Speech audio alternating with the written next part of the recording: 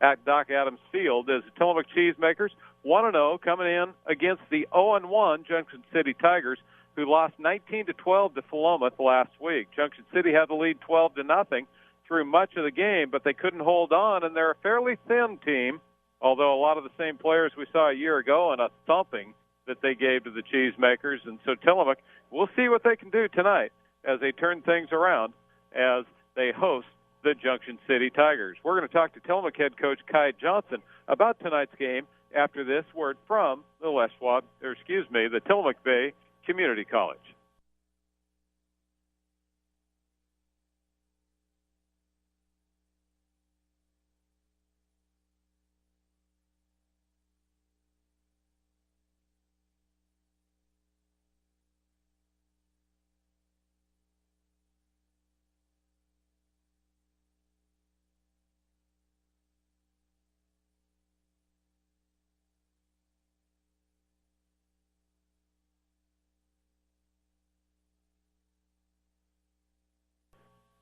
Welcome back to Cheesemaker Football and Warm-Up Time, brought to you by the Tillamook Bay Community College. Before tonight's game, we had a chance to talk to Tillamook head coach Kai Johnson, and here's what Kai had to say. Kai, you come into tonight's game coming off opening season win. That's really got to feel good, and it looked good in the meantime. Yeah, it felt as good as we imagined it was going to feel. But at the same time, our whole deal is just try to be 1-0 each week, so we kind of parted ways last Friday night with enjoy it for the weekend, at least until we get Junction City film up on the computer, or their phones. They get to watch so much film in whatever way they want to do it now. But as soon as we got that film, we kind of shifted our attention to this week, because as bad as YC 2016 felt, the following week at Junction City was just as bad of a taste. You know, they really stumped us last year, so we have watched a ton of film, prepared as well as I think we can. I mean, we just have thrown everything at our guys this week in preparation for tonight. So I feel good about where we're at. The guys are a little nervous. I mean, I could tell before the game they really want to get this one tonight. So we just got to be ready to rock and roll when the whistle starts. You know, we saw last week a lot of different kids played in a lot of different spots. You have to be happy with your depth right now. So we saw 3-4 running backs, all of which really ran the ball very well. It looked like you're fundamental across the board. The best start we've seen in a while. That has to have you pleased. Yeah, all three of our senior running backs are guys that we kind of, depending on the week and the situation, we kind of have a game plan for who's going to, lead the charge in terms of carries. But Eli McCrae had, I think, 12 carries for 130 yards or something like that. And Austin Weeks, they all have a little slightly different skill set, but they're all really good. They all run really hard. They all work their bodies out like crazy, which has been a huge blessing for us. It's set such a good example for the younger guys of what you can do with some time in the weight room. So our seniors, yeah, they had a great game last Friday night, but they've just been doing all of the right things. They're trying to push this thing forward, the program forward, so we have some sustained success with the younger guys too. The depth, though, is great, and a couple more guys tonight, Chase Wagner and Nathan Abbott, basketball guys that are ready to rock and roll. I'm not sure how much they'll play. They're still kind of getting their feet wet, but by the time league starts in a couple of weeks, our depth will be even better, and we're looking forward to that. So last year when you played JC, they were huge up front, just absolutely beat you to pieces in the trenches. Are they the same kids back, or are we seeing a different group this year, and what do you know about them? Well, they've got a couple of the same guys back. I think 3 of their 5 offensive linemen and maybe 2 of their 4 defensive linemen. They usually play a 4 front, but I think the bigger key is our guys are not 14 years old and sophomores anymore. We were just you and me talked a little bit last week before we played about how much growth our line has had year over year, and still most of them are juniors. I mean, we're not a really old group, but we're experienced, and those guys have worked out hard. Our line is going to be way more prepared to handle what Junction City throws at us, but they do have a couple of really good-looking football players up front.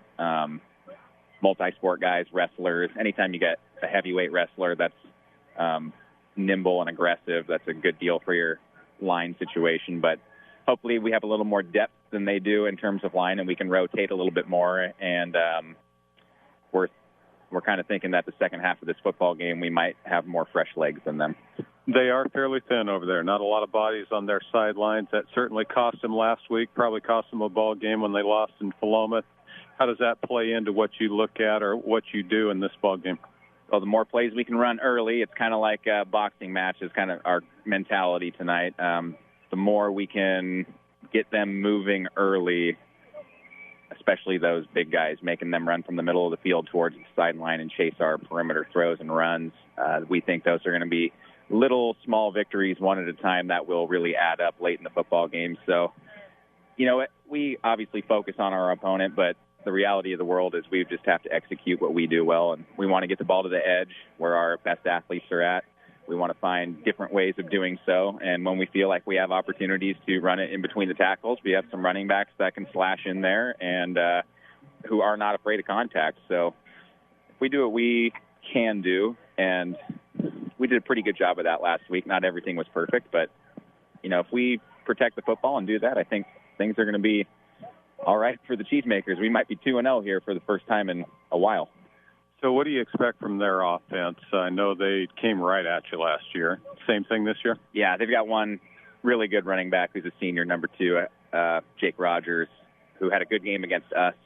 He is kind of their workhorse guy. So we will see a lot of number 2. I think he wound up with 210 yards on his own rushing last week against Philomath. And, Philomath's not a slouchy team by any means. So he's a good-looking player. They are going to, at least our anticipation is that they are going to challenge us with him and with some of their pretty stout offensive linemen right away. So if we have to make an adjustment, we'll make an adjustment, but that's what we certainly evaluated as their strength and what we're expecting.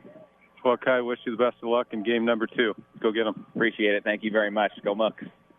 And again, we'd like to thank Kai Johnson for his comments for tonight's game on warm-up time. We'll be back with more warm-up time after this word from the Tillamook Bay Community College.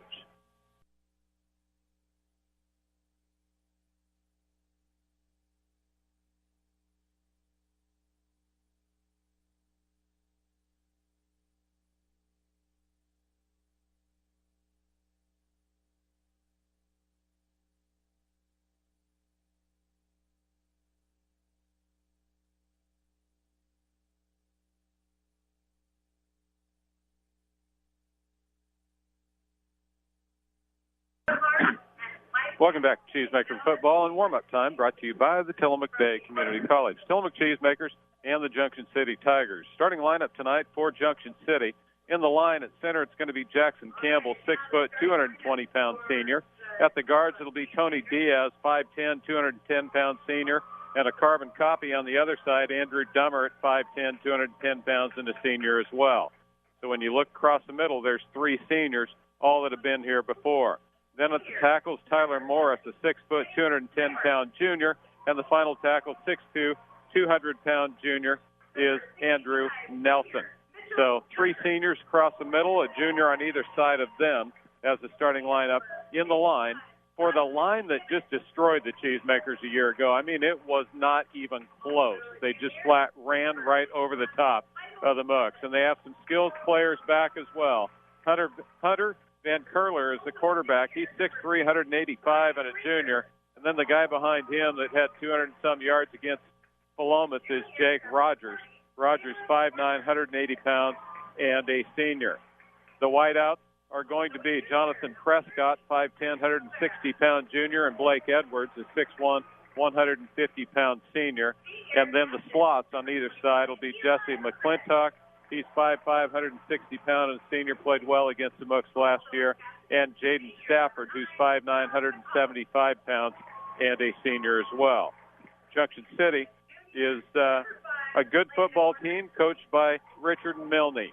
And Junction City has made a long trip up here. Junction City right down next to Eugene. We know how to get there because we were there a year ago on this week. And we're glad to be home this week for sure as the Cheesemakers and Tigers get ready to square off. Starting lineup for the Tillamook Cheesemakers, almost the same as we saw last week. In the line, it's going to be Dawson McKibben along with Michael Horton, Brian Rieger, Mitchell Zerker, and Kenny Kramer. Kramer starting in place of Ebel this week. And then in the backfield, quarterback's going to be Matt Silvera. The running backs will be Sean McCauley. And the wideouts will be Landon Warner, along with Chris Silvera and Eli McCrae. The final wideout, great blocker last week, Caleb Warner. And so that'll be the starters for the Tillamook Cheesemakers in game number 2. This has been warm-up time brought to you by the Tillamook Bay Community College. Nate, real excited about the start of another week. Last week was enjoyable. Well, it was, but I anticipated the victory. Yeah. Yamhill was not a very good football team last year, and Tillamook really played down to their level. I'm much less uncertain about this game because I believe Junction City, especially after giving Philomath a run. Now, Philomath is in, they're trying to recover from an entire lost season last year where they ended up having to suspend their football program for a year. And so you don't really know what that looks like. But Philomath is a good quality football program historically you look over the last 10 years. And so Junction City, the fact that they were coming and able to compete with them makes me a little uncertain about how this is going to go. But I believe that if Tillamook can get to the edge with their speed, that they're going to have a lot of success. The problem is you have to be able to keep the defensive structure honest with their between tackles action. And so this is going to be determined. I agree with Kai in the second half because if they're big and thin, you want to make them run. Well, and that's where they lost it last week against Philomath. And I'll tell you that if their line is anywhere close to what it was last year, Cheesemaker's going to have to step it up, or they're going to be looking up into the sky a lot tonight, laying on their back. Oh, because they just got trucked last year. It wasn't even close. But they were little sophomores that didn't know what they were doing. Cheesemakers will kick off right to left. A looper going to hang at about the 20-yard line and be fielded there and be brought back up across the 30. Breaks in the middle, has some room. Caught from behind by Silvera and drugged down at the 37-yard line, and that's where Junction City will take the ball on offense. They'll move left to right across your radio dial in their white uniforms with maroon pants. Junction City a lot of times shows a gold on their uniforms. None of that on this. Yep. I kind of like the looks of them. It's pretty clean, isn't it? I wouldn't have picked them out as being Junction City. Also have kind of a weird triangle in maroon right in the middle of their forehead on their helmets as well. Gives you something to hit. Cheesemakers get back is Van Curler, the quarterback, in a shotgun set with a pistol behind him, Rogers, and Rogers going to get the first of many carries. He'll pick up about 3. Oh, make that less than that, about 1.5 yards as he goes straight up off tackle on the right side, and he was hit immediately there by several Cheesemakers. Well, talking to the kids this afternoon, they felt they had a pretty good read on Junction City's offensive cues. They have tells, like if you see this, then go here, and if you see this, then go here. And they had a pretty simple structure that they were reading defensively. Run and shoot set, wide slot. It's going to roll to the right side to throw the first time. Down and out, complete to Edwards and taken out of bounds. Nice tackle there by the Cheesemakers, but not before, as Chase Wagner playing out there. Didn't know how much we were going to see him. He came up and made the hit. After a gain of only about 4 on the play, seemed like more than that, but the receiver had to come back to the ball, and then Wagner there quickly to seal that corner. And so the Cheesemakers push Junction City into a 3rd and almost 6 on their opening possession. I think this is the first down at Chase Wagner's played in years. Really? Oh, yeah. Tell you what, we saw him in basketball last year, and the kid is an athlete. Yep, bouncy. 3rd and 6. They're going to hand to Rogers up the middle, breaks to the outside, got a little bit of room. He's got a lot of room. Out across midfield to the 40. Caught there by Kuhn. No, he breaks the tackle, and finally Wagner takes him out of bounds. Clear down at the 30 on the other end of the field as a gain of almost 30 yards on the carry by Rogers. Off tackle to the left side as Cheesemakers lost contain. Absolutely. Rogers went into the line and then bounced it out. Wagner had to come all the way from his opposite corner position on a good angle to save a touchdown there. Well, it's a lot of motion. They pull a lot of offensive linemen, and that's really one of the things that Tillamook is reading. But then that cutback is going to be pretty wide open because you've left a gap there because you've been pulling offensive linemen. They're going to hand again to Rogers' right side. Breaks a hole straight up the middle, breaks the tackle. He's going to go at the 10, touchdown. Rogers straight up the middle on a little counter trap on the inside. one defender had a shot at him. It was Chris Silvera. Silvera slipped off, and Rogers goes in for the score. And back-to-back big runs by Rogers puts Junction City on the board to open up the ball game in a quick first drive and first score, picking up where they left off a year ago against the Mooks. They'll attempt the extra point, but have to run over and get the pad from the sidelines. Is coming in to do the kicking chores will be one of the linemen, number 64, Jackson Campbell. That's the center. Not often do you see the center come in and be the kicker as well. Cheesemakers jump off sides. Ball's down, kicks up. It is good, so they will not worry about the penalty, and it is 7-0, Junction City. Only a minute and 1 second into the ball game. Got some makeup to do now. Cheesemakers trail by 7. We'll be back in 1 minute.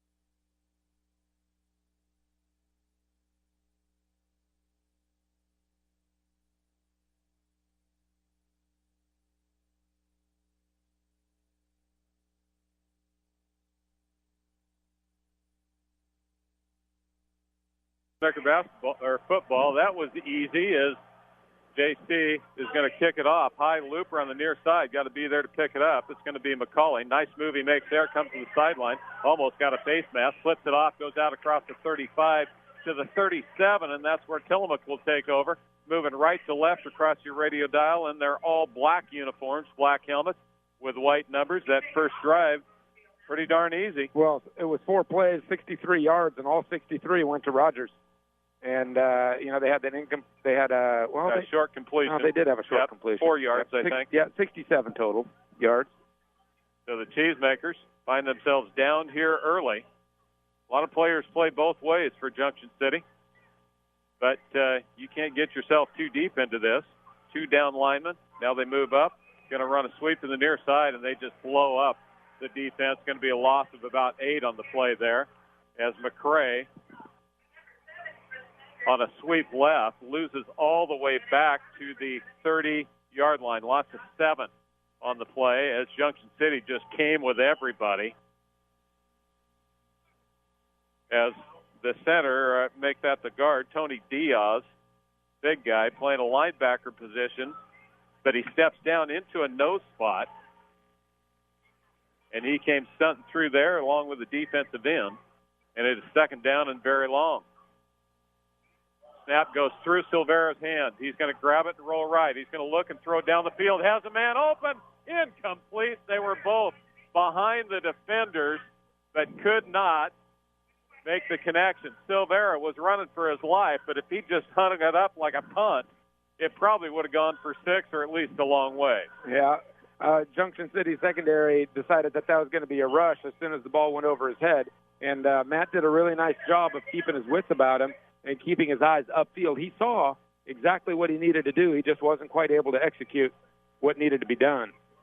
Third down and long, first possession, 3rd and 16. Silvera, Matt Silvera, in the shotgun. Short motion left to right. They're going to look right, go quarterback draw. Going to be in trouble, and another loss of 5 as he goes down. Junction City brought 6 guys again, saying basically we're going to get to you before you can get rid of the ball, and the Cheesemakers have obliged. Yeah, 1, 2, 3, and away we go.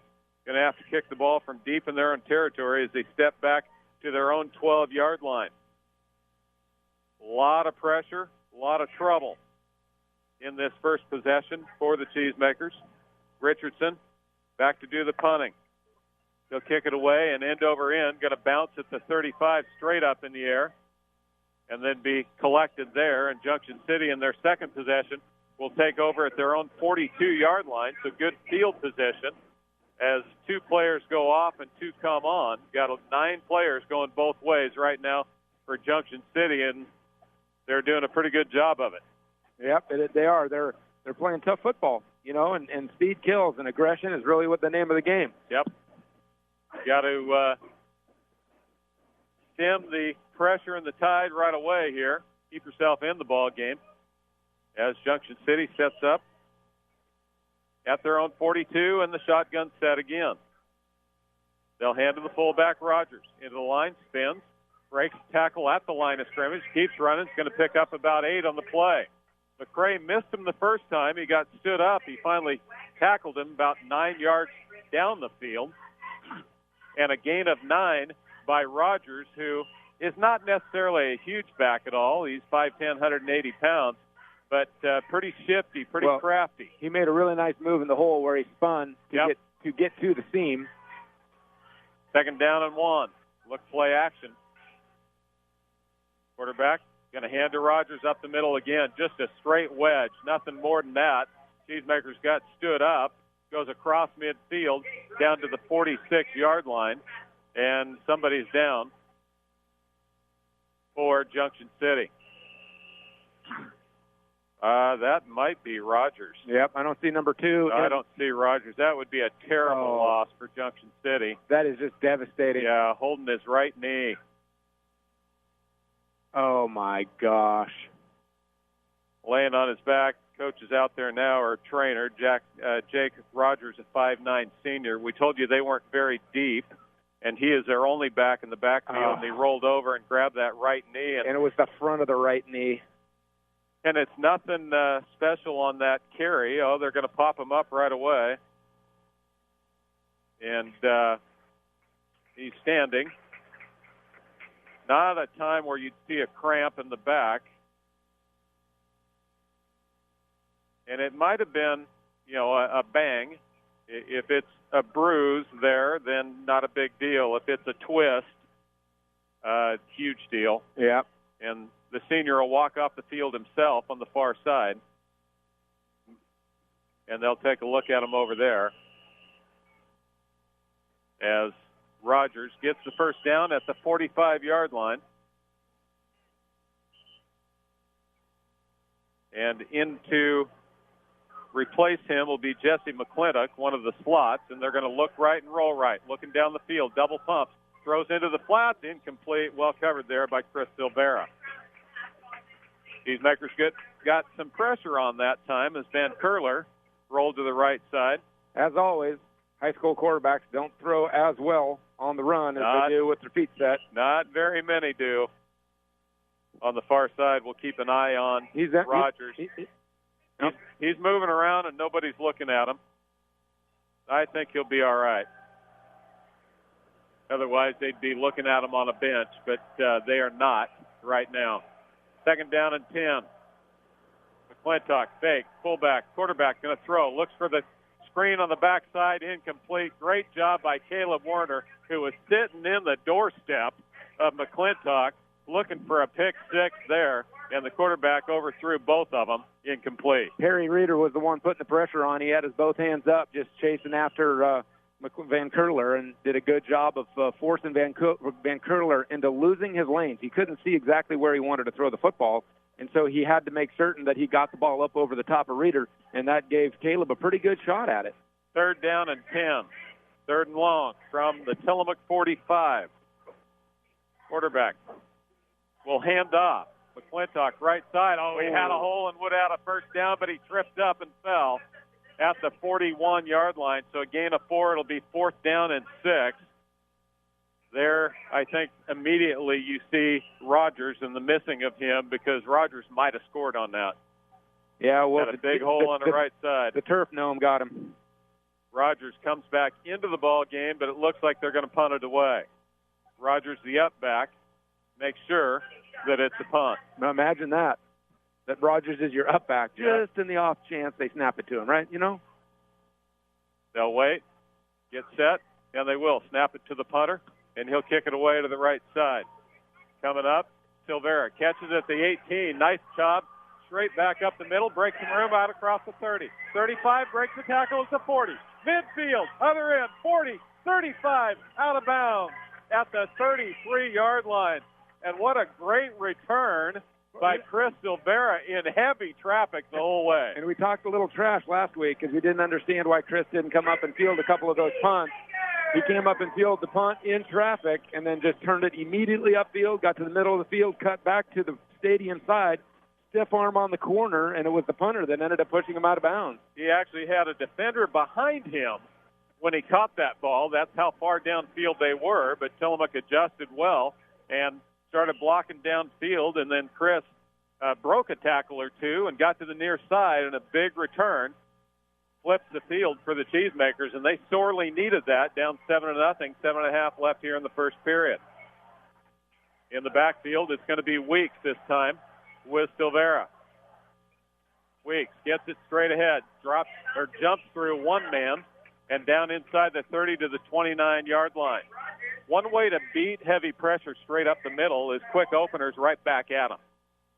And you either get met in the hole or you break through a hole in a hurry. You've got to do something to slow down the onrush of this defensive front line of Junction City. Well, you're trying to use the aggression of the defense against them and get them to over-penetrate. It also helps when you're in the field position, a 4-down spot.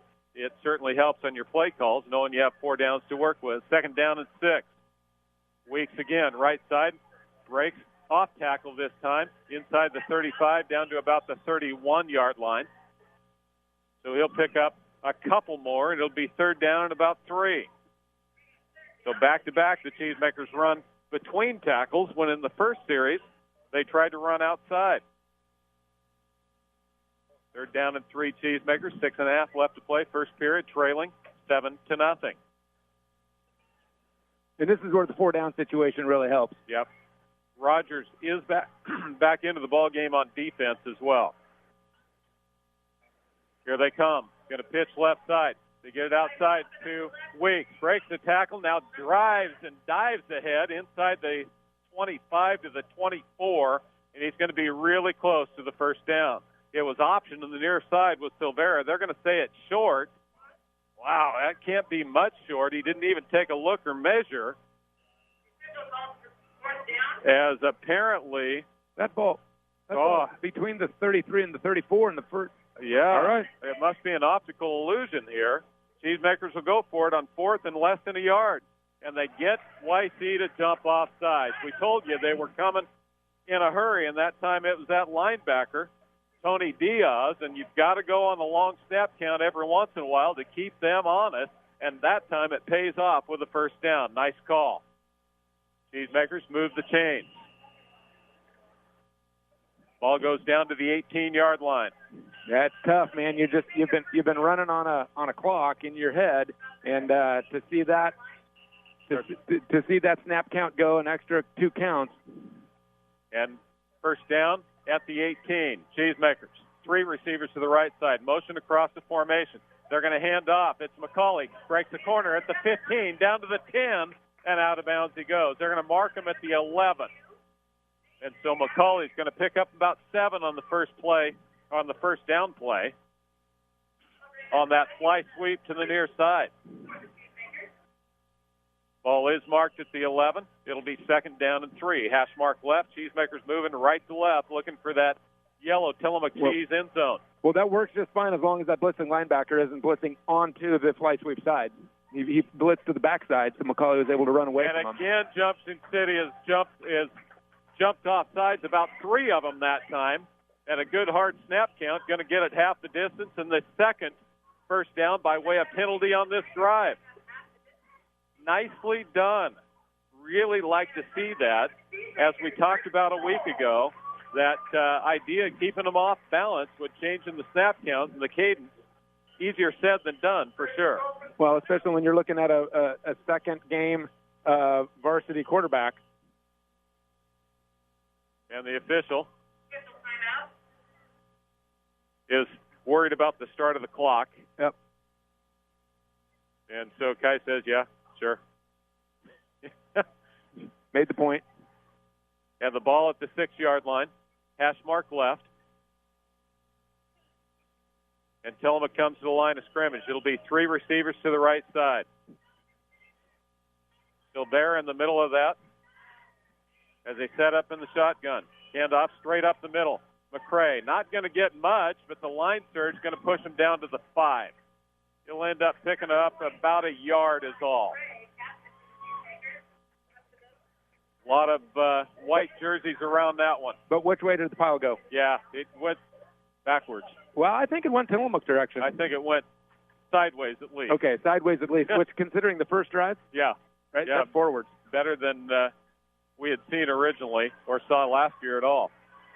One back on the left side, it's McCray. McCray going to go sweep right. Got a guy right on his tail. Breaks it up at the 5, going to get down to about the 3. Looks like fumble on the play as McCray went down, and Junction City is saying they have it. McCray not real happy, and they turned it over. Oh, tough break with a fumble at the 3-yard line. So a nice drive for the Cheesemakers, but they're going to come away empty as they turn the ball over. First turnover of the ball game for either team. And the Cheesemakers had a golden opportunity, got down where they wanted to be, but not quite all the way to pay dirt. And now they're going to have to play defense as Rogers back into the ball game. Oh, I take that back. We'll see for sure. McClintock in there, but he'll be a slot. It is Rogers deep in the backfield as the lone setback behind the quarterback in a shotgun set. From their own 3, Rogers straight up the middle, breaks off left side. He's got some room. He could go outside. Kuhn wraps him up. No, he doesn't. Rogers still on the run, drags him down and out of bounds by midfield. Boy, had him dead in the hole. Dead in the hole, and 49 yards later, they finally wrap him up and get him out of bounds. And that, for the second time, had him in the hole, and he bounced it out to the far side. And the Cheesemakers, boy, this game just changed in 2 plays. Fumble on one play, 49 yards on the other, and they're down 7-0 and got to stiffen up and toughen up here soon. Had him dead in the hole. But the problem is that there wasn't any the pocket stopped. Like there was a stalemate between Junction City and Tillamook, and then Rogers was able to, without contact, make decisions about where he was going to go next. And the linebackers had lost their angles. One slot, tight slot, near side, hands off Rogers again. This time doesn't get much, a couple yards is all.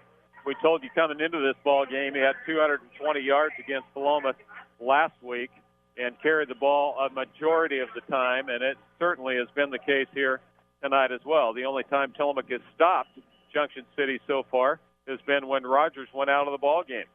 Defensive ends are going to have to become more aggressive in playing the run, and that really becomes problematic when there's any type of misdirection and you lose contain. The defensive ends are coming around and boxing and looking inside and leaving the 2 tackles and the linebackers to clean it up. And maybe they have to start coming down maybe a little harder. Tillamook in a 4-2 right now. They're going to pitch the ball to the outside to Rogers. He drops it in the backfield. Ball's loose, and Rogers back on it, back at the 43-yard line. That's going to be a loss of 10 on the play. So a mistake in the backfield on a pitch to the outside, and the pitch was behind Rogers. Rogers actually fortunate to get back on that ball. 3rd down now and about 18. In a passing situation, what we've seen so far is they've handed the ball off to Rogers. Yep. Well, he's got 113 yards on 8 touches, and that includes the 10-yard loss that he received for recovering the fumble. Wow. Here we go, 3rd and long. Junction City, back to pass. Going to look right, throws right into the flats, incomplete. Good defense there by the Cheesemakers. Chris O'Vera got buy one, get one free. Yes, he did. Ball was high, but he got a 2-hand shiver into the back of Stafford. And Stafford then picked up the sideline official and dumped him on his whistle, too. And it'll be 4th down and very long. And the lineman, the big kid, Tony Diaz, 5'10", 210-pound senior, will go back to do the punting chores again. They'll snap it deep. He catches it right, kicks it. This one's high and short, near side. It'll bounce Junction City's way this time and out of bounds at the 25. So the Cheesemakers get it back despite that 49-yard run on the opener by Rogers, but They certainly have flipped the field again, and the Cheesemakers back in their own territory after turning it over at the 3-yard line. So with 2:02 left to play in the first period, Cheesemakers have their third possession of the ball game. First one went nowhere, 3 and out. Second one actually moved the ball. They had a short field to work with. Well, you lose the opportunity for 4 downs right here, right? Yes, so, you do. Now you need 3 1/3 yards a play instead of 2 1/2, and that changes things. Out of the shotgun, Silvera going to look right and roll right. Going to throw it down the field. Has a man open. It is complete and caught. Chris Silvera, he's open. He's going to score at the 20, at the 10. Touchdown, Cheesemakers. A couple of twins playing catch in the backyard there as Matt Silvera threw to Chris Silvera down the right sideline. The defender went up for the interception. He missed it, and when he did, Chris caught it behind him, and there was nobody within 20 yards of it after that. And all of a sudden, it goes for 77 yards, 73 yards, and the score, and the Cheesemakers are a kick away from possibly tying this game. Well, I tell you, that's not the first time that they've done that, right? No. They've been playing that game in the backyard for quite a while. And a couple of juniors. Hopefully it's not the last. Richardson will come up to attempt the extra point. Cheesemakers get set. Snap. A lot of pressure. The kick's up. And it is good. And we are tied at 7 apiece with 1:45 left to play in the first half. We'll be back after this 1-minute break.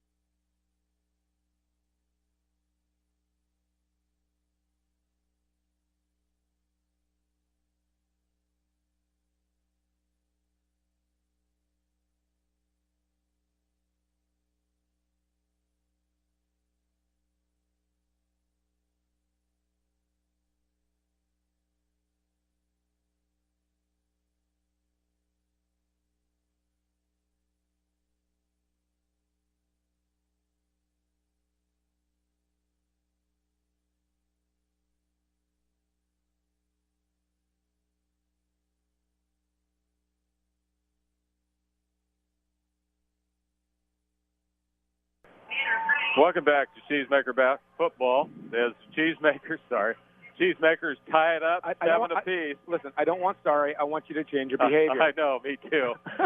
Tip shot right side, going to be caught at the 35, straight back up 37, 38, and down there. Good coverage by the Cheesemakers. Tillamook, who scored 50 points this year, still their longest scoring drive has been 4 plays. That one, 1. 1 for 75, just a jump ball. And Chris did a really nice job of coming back to the football. It was a little underthrown, and he had to fight through the defender, had to deal with the fact that the defender's hands were up and the ball went through the defender, did not ever lose sight of it, won the wrestling match in the foot race. And the defender was actually beat worse, and yet had a chance to pick it off. Junction City, a tight set this time. Double tight end, double wing. Short motion across the formation. Going to go to Rogers. Up the middle. Got some room. Out across the 45, down to the 50. And defensive end did his job, too. Yeah, sealed it in. Sealed it in, but just could not get any type of leverage. Gain of 11. And the Cheesemaker defense, I'm sure they've been told this many times. 1:30 left to play. Make a pile. And they have just got to get low. Yep, you can't stand up. Oh, there's a flag on the near side. Oh, it's a sideline warning against Cheesemakers. Sideline warning. Boy, I saw a bunch of those in the college game last weekend. Yeah, it must be a point of emphasis. The 12-year-old official on the near sideline called it. He looks young. Going to hand off fullback in the middle, but picked up. McClintock. Maybe it's down again. Oh, and it's Cheesemakers' ball. Buy one, get one free. Yes, sirree. We had a coupon. It's kind of like Famous Foot Locker, right? He fumbled it. He picked it up. He ran. He fumbled it again. McClintock on the reverse. And getting off the bottom of the pile, I believe, for the Cheesemakers was number 24. Caleb Boomer. Boomer comes off limping a little bit. I think that was him that ended up with that ball. That is a huge play right there. First turnover of the game for Junction City. Now they're even, one apiece, although Tillamook was at the 3-yard line. Not all turnovers are equal, right? No, they aren't. Some turnovers are more equal than others. 2 receivers near side, 2 on the far side. Shotgun set. Hands off. Weeks. No. Kept near side. Silvera. Nice move, but not going to get much out of it. Maybe a yard. Actually thought he beat his guy. And Silvera, frustrated that he didn't slide through that hole on the read going the far side. I thought first that Weeks had it, but Silvera kept it. Going to pick up, they'll say 2 on the play. 2nd down and 8. Under a minute left to play in the first period. I said right before the last break, the first half, we're at the end of the first quarter in a 7-7 game. I like to see the little fire there Matt had. Yeah. He expected maybe a little bit more out of himself. A little bit of a misdirection there, faking the handoff to the fullback. 3 receivers on the far side this time, and Junction City almost jumped off sides, and now Tillamook will look and reset. 2nd down and 8. They'll hand off inside. McCray. McCray is going to get about 2 on the play, and that'll be the last play of the first period. After 1 quarter, we're tied 7-7. We're going to take a 1-minute break. We'll be back after this.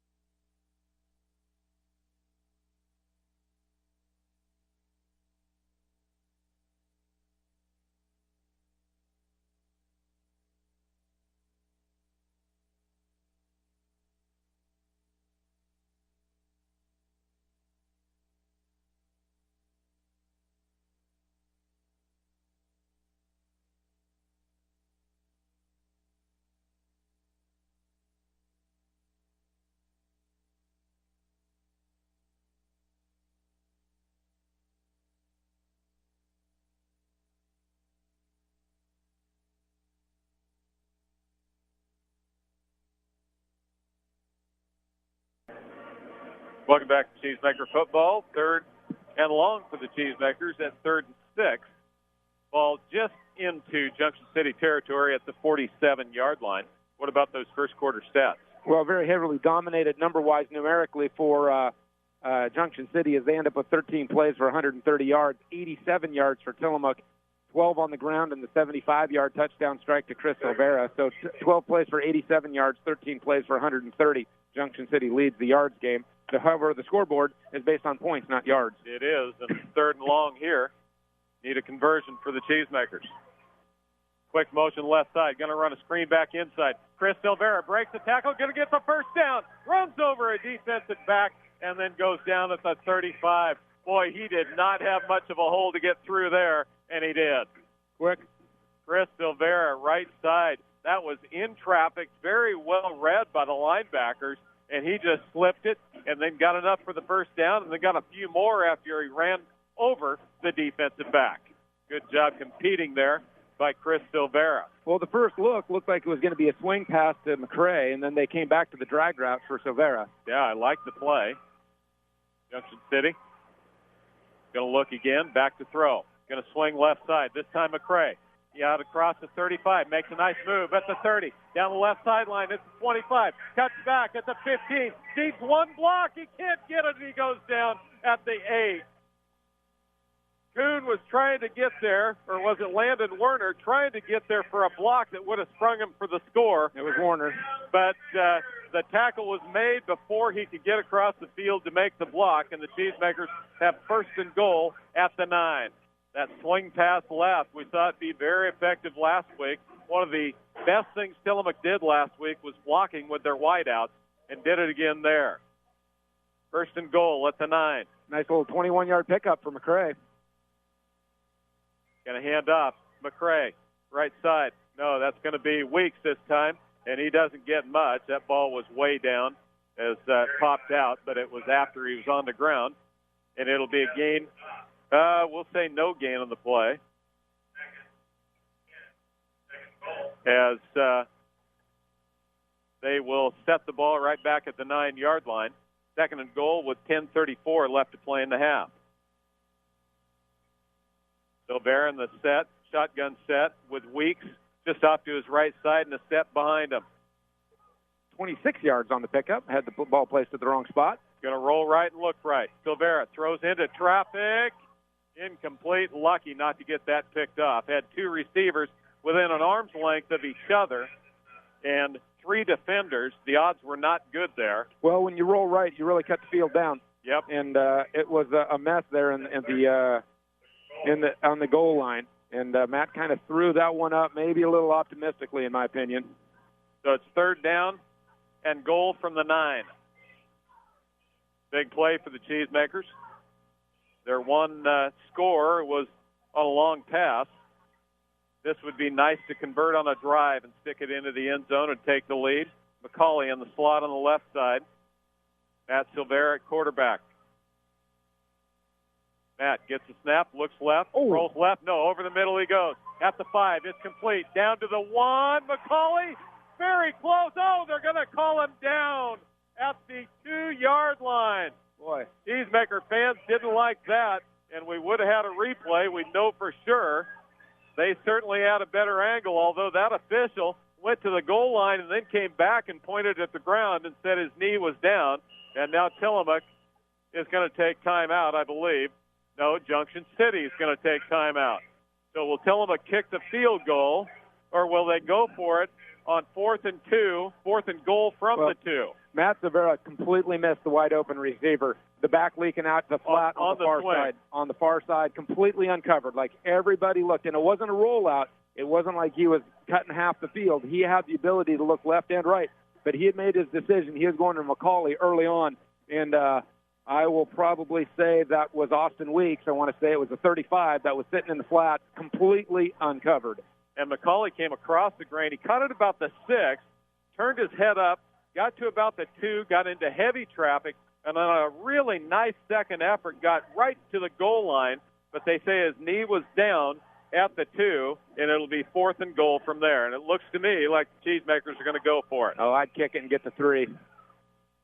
Tillamook has been. This is shorter than an extra point. Now, it's got an angle on it. It does have quite an angle, and I do not see Richardson in there. No. And so they're going to go for it. Well, he grabbed his pad when it was 3rd and goal from the 9. He was standing with the pad in his hand. Eye backs in the backfield. First time we've seen this. Up under center. Motion across the formation. Chris Silvera. They'll try to draw him offside. And they do not. And now I think they may kick the field goal. And they do. So they tried to draw him offsides, which in a best-case scenario gets you to the 1. But then you can't score on an offside. I think you go for it if you're on the 1. I think you kick it if you're on the 2. And so that was the decision they made. I mean, I stand by that. It sounds silly. Yep. But I stand by it. Tanner Richardson's got a good leg. He didn't play football last year, and I talked to him about it, and he decided that he was going to come out, and Coach said, hey, we need a kicker, and Tanner said, I've been kicking since 6th grade. I bet I can do this, and sure enough. He's done a really nice job, whether he makes this one or not. He's been consistent. And this one, the difference here is it's hash mark right. Yep. And so in hash marks in high school are wider than hash marks in the pro. In the pros, it really doesn't matter if you're on one side or the other. In this case, it changes the angle, and when you change the angle, you change the width. Right, you change the width. He's got to get his hips around on this because he's a right-footed kicker, and so he's going to be approaching it from the left side. They're going to set it down at the 9, and it also makes it a little shorter to get there from the end on the left side defensively. And so we'll get ready with 9:49 left to play in the half. Cheesemaker's trying to take the lead. Silvera, the holder. Good snap, ball's down, kicks up, it's blocked. It's blocked and it's going to be returned by Junction City out to the 10-yard line and out of bounds. Never got the ball up. Nope. And the snap was a little low. Defensively, Junction City just came blowing through. And I'm not sure they even had to raise their hands to block that. And so the Tillamook drive is denied. Now, do you believe they should have gone for it? Now, do you advance that? Well, they did. Otherwise, it would have been on the 20. And so They picked it up. They had the opportunity to advance it, but if you do, you're down wherever you end up. And so the ball is going to be at their own 10-yard line. Junction City, shotgun in the backfield. Short motion, going to hand to Rogers. Across the formation, comes inside, steps over a man. Boy, he is shifty, and he's going to pick up 10 as he goes out to the 20-yard line. They'll be just short of the 20 as McCauley on the tackle. There just was not much room there, and Rogers found a way to step over a man, hop on one leg, and pick up 5 more than he should have had. That's on the linebackers, unless the offensive line can get down onto the second level. Rogers is slot on the near side, fumbled in the air, popped right back into his hands, and now down at the 17-yard line. Same kid that fumbled last time, McClintock. As they put Rogers into the slot, McClintock got it, popped up in the air. He caught it, but then Caleb Boomer was right there to wrap him up and take him down. A loss of 1.5 on the play. It'll be 3rd down and 2. Big play for the Cheesemakers. I'll almost guarantee you that Rogers is going to end up touching the ball here, although he's on a short wing on the near side. Now he goes in motion. He gets the handoff. Straight up the middle he goes. Going to get hit and somehow slides his way through. Gets the first down out to the 23. That's impressive. That is impressive because he had nowhere to run right there. Patience. And he just kept waiting and waiting and waiting. He's got a big offensive line to kind of hide behind, but he has got some shifty feet. Yep. 7-7 tie, 8:15 left to play in the first half. Junction City with the ball at their own 23-yard line. That double tight, double wing set again. Out of the shotgun, motion across, going to go to McClintock. Inside, wrapped up at the 25, dives ahead to the 26, and is down there. Going to pick up about 4 on the play. This is kind of that double wing offense, although it's from a shotgun set, not a quarterback up under center set,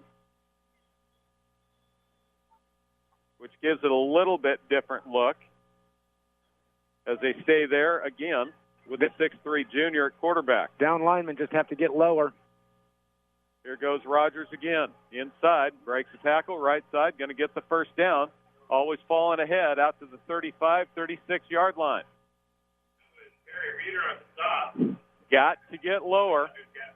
The thing that kills the double wing offense in a big pile in the middle is submarining, getting underneath, just like the wedge where the linemen kind of go shoulder to shoulder, toe to toe, and just push their way forward. It's hard to get up in between that. You have to get low, and if you get low, they trip over the top of you. That's hard to convince big guys to do. Yeah, especially young big guys. Same set, fullback this time. Wedge straight ahead. There's Cheesemaker standing up, getting blown all the way back. You've got to get your nose in and not worry about you making the tackle. You've got to submarine it and make them go around you. Gain of 8 on the play. Carrying the ball that time was, couldn't tell you. No, I had Rogers. It wasn't Rogers. He was the slot. It was the fullback, 23 in the ball game. Zach Mooney, who's 5'7", 150 pounds. Rogers fakes the handoff. Now a slot reverse coming back the other way. Great defense. Oh, he stripped the ball away. The Cheesemakers, do they have it? Boomer has it in his comes out hand. with it. So they're talking. The longer this goes, the better it looks for the Cheesemakers. Oh, they don't have the guts to make the call. Boomer swung around and came out of that with the ball. They're going to say he was down only because I don't think they actually knew that Boomer had the ball until it was over, so they didn't know what happened. McClintock almost coughed it up again. First down, though, Junction City out of the 47. Motion, Rogers going to run it inside again.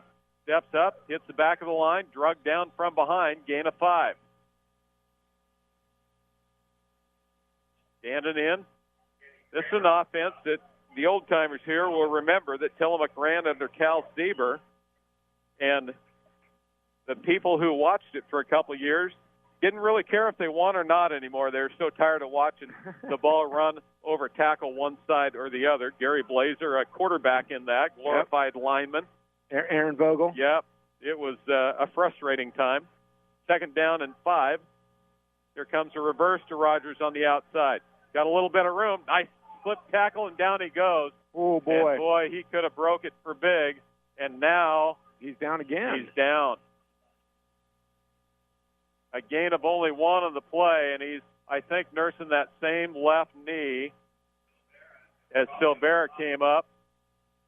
And took his inside leg out, and he was able to maintain his balance on the stumble and then fell forward and then just went down without contact again. Yeah, which is a really bad sign, actually. Now, you see the guy for Kansas City ended up blowing out his Achilles. Yeah, no contact. No contact. He was just coming across on a drag route and just went down and immediately went to his heel. Right after getting a huge contract, which is better than that happening right before. Well, yeah, a huge contract. If you're the football player. Yes. Yeah, the owner didn't look that happy, actually. Down on the far side, it's going to be 3rd down and about 6, and they're taking a longer look this time at Rogers, but he gets up again, but in this time... Ooh, no weight on that left leg. No weight. He's getting helped off by 2 coaches, and you just wonder if that first incident where he had to get himself off the field didn't do something already, because in that case he got hit, took 2 steps, and then went down, and he has put no weight on it since then. No, that almost just makes me sick to my stomach. 3rd down and 7, Junction City. Ball just across midfield. Quarterback gets set. They'll hand to the fullback straight up the middle. Nothing doing there.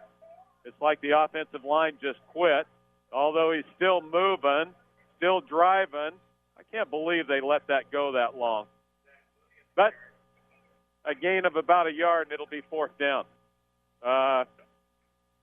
5th down? No, 4th down. No, it'll be 4th down, unlike last week's 5th down. Yeah. 4:35 left to play in the first half. 7-7 tie. And Junction City's going to punt it away.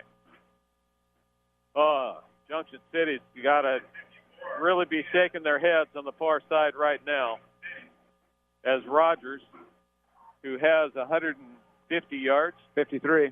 Low snap, but fielded there. And the punter kicks the nose of the ball to the left side, hits at the 30, and gets a great roll. That's an amazing punt considering how bad he missed that ball. He almost whiffed on it, and it's going to end up at the 18-yard line after the roll with 4 minutes exactly left in the first half of play. So the Cheesemakers, 7-7 tie, which after the first series, you actually take. Oh, my God. Would I ever, man. Cheesemakers gave up a quick score on a very quick drive, and Rogers looked like he was going to have a heyday. Well, he has. And he has, 150-some yards in the first half. Unfortunately, he's sitting on a bale of hay over there on the 48-yard line. And they're looking at that right knee. So the Cheesemakers, first down from their own 18-yard line. We'll see if they put the ball in the air. Into the ball game, number 5, Jarrett O'Callahan, a 5'8", 150-pound junior. Option near side, going to go down, a loss of 3 or 4 on the play by Silvera. Matt Silvera came out with the option to the short side of the field, and it was very well defended there. And the loss to the Cheesemakers. I would expect Tillamook will come back to what we saw down there on the goal line, that drag route, and then swinging it back out of the backfield. I would look at where Rogers was defensively, and I think that was an invert out there, the second defender. 3 receivers to the top side. They're going to hand off up the middle. Nothing doing there as well, as the line just got destroyed. Just ran right through them, a loss back to the 13. So with 3:08 left to play and counting, what do you do here? Well, you got to put the ball in the air. Back to your own end zone. You put the ball in the air and it's incomplete, you're going to give Junction City more time. That's a little less scary right now with Rogers over there assuredly not coming back in this half. Nope. 3 receivers to the top side again, the left of the Tillamook offense. You're going to run a tunnel screen to Silvera. They get set, and there's the screen left side. A quick screen as he moves outside, breaks to the sideline. Against the grain he comes, gets out across the 20, to the 25-yard line. Finally gets taken all the way out of bounds. And it will be fourth down, but at least a little bit more breathing room there as the Cheesemakers will have to kick it away. Richardson will come in to do the punting chores as McClintock is going to go back to return the punt. The one thing I'd say about McClintock is he's sponsored by Crisco. He has been slippery-fingered so far tonight. As the punter for the Cheesemakers will go back to his own 11-yard line. They'll get set. High snap, one-handed catch by Richardson. It's a short wobbler to the near side. Get a bounce, not a very good one. And bad one now as it goes to the 40 and now back down to the 34-yard line. Tanner nearly missed that one, too. He did. I think he was rattled because that snap, he was lucky it didn't end up in the gold end zone of the Cheesemakers. He did a great job of sticking his right hand up and pinning it, but it brought him into pressure, and I think he didn't have pressure, but it brought him towards pressure, and that's what got him the yips. And now Junction City has great field position with 2:13 left to play in the half. Tillamook defense going to have to step it up here. As the fullback in the offense, O'Callahan, just to the left of quarterback. Low snap, they'll hand reverse. No, going to throw downfield, has a man wide open. Incomplete. Oh, it would have been a spectacular catch, and it was almost there by Blake Edwards, but he couldn't hang on as it was overthrown, and that's one of the Boy, they do a lot of work. There's a lot of snaps that go into setting up that play because they ran the fullback, they ran the reverse off that. All that action looked like for certain they were going to be running left or they're going to be running right, and then they hit the tight end. A lot of stuff had to go into that, and it was a really poorly thrown football. You only throw the ball about 5 or 6 times in that offense, and you got to make hay. Hand off up the middle. Breaks back, wrapped up, down he goes as Cheesemakers in. On the tackle that time was Perry Reeder. Reeder grabbed him high, gain of 5 on the play, 3rd down and 6 with 1:52 and counting. 2 timeouts Junction City has. Yeah, plenty of time. But this is a big play in a 4-down situation to make this a 4th and manageable. Cheesemakers up on the tight set. Going to hand off, same play. A little pitch sweep inside, gets hit hard by Chris Silvera down to the 26-yard line, short of the first down by about 2. It's going to be 4th down and 2 with 1:20 and counting left. Junction City going to let some time run off the clock, knowing that they're going to have the last meaningful possession of the first half, and with 2 timeouts remaining, that gives them 3 or 4 extra plays. Quarterback under center, shotgun, going to handle the sweep, left side. He's got some room on the outside of the 20, at the 10, wrapped up, and down he goes at the 10-yard line as he bounced it outside. McClintock carrying the ball that time, gets the first down, and Junction City is going to use one of their 2 timeouts remaining with 55 seconds remaining, and first down at the Tillamook 10. Greg Werner out to talk to the officials. He has time to talk to his team. We'll keep this right here, not wanting to miss one of these next couple plays as the Cheesemakers trying to hang on to that tie here in the first half. Well, that time it was loss contained because the ends are starting to step down, right? And as soon as the ends are starting to step down, then you get beat to the outside. And McClintock had pretty clean sailing for his 16 yards, and it took the secondary, the cornerbacks, Kuhn in particular, to push him out of bounds. And so that's the counter adjustment that needs to be made. And this is an offense that Tillamook, I don't believe we'll see again this year. No, when they ran that in the first quarter, when they went 4 quick with a single back, that's the classic Scappoose, where it looks like a pass-first offense. But the reality is they're just spreading you out to put 2 linebackers, put 6 people in the box, and then they're going to run right at you. And but now they've gone to this tight formation, and I think we're going to see this tight formation for the rest of the game. I don't think they're going to go to that spread because they don't have their thoroughbred in the ball game. Cheesemakers get their defense set. Junction City up tight. Tailback, or the halfback, is Mooney. First down and goal from the 10. Motion right to left. They'll hand McClintock. Inside, wrapped up, going to get to about the 9 and be drug backwards. And Junction City will use their final timeout. 47 seconds left to play in the half. We'll take the timeout. No, we won't. I don't trust the fact their coach came out and looked like this might be a short timeout.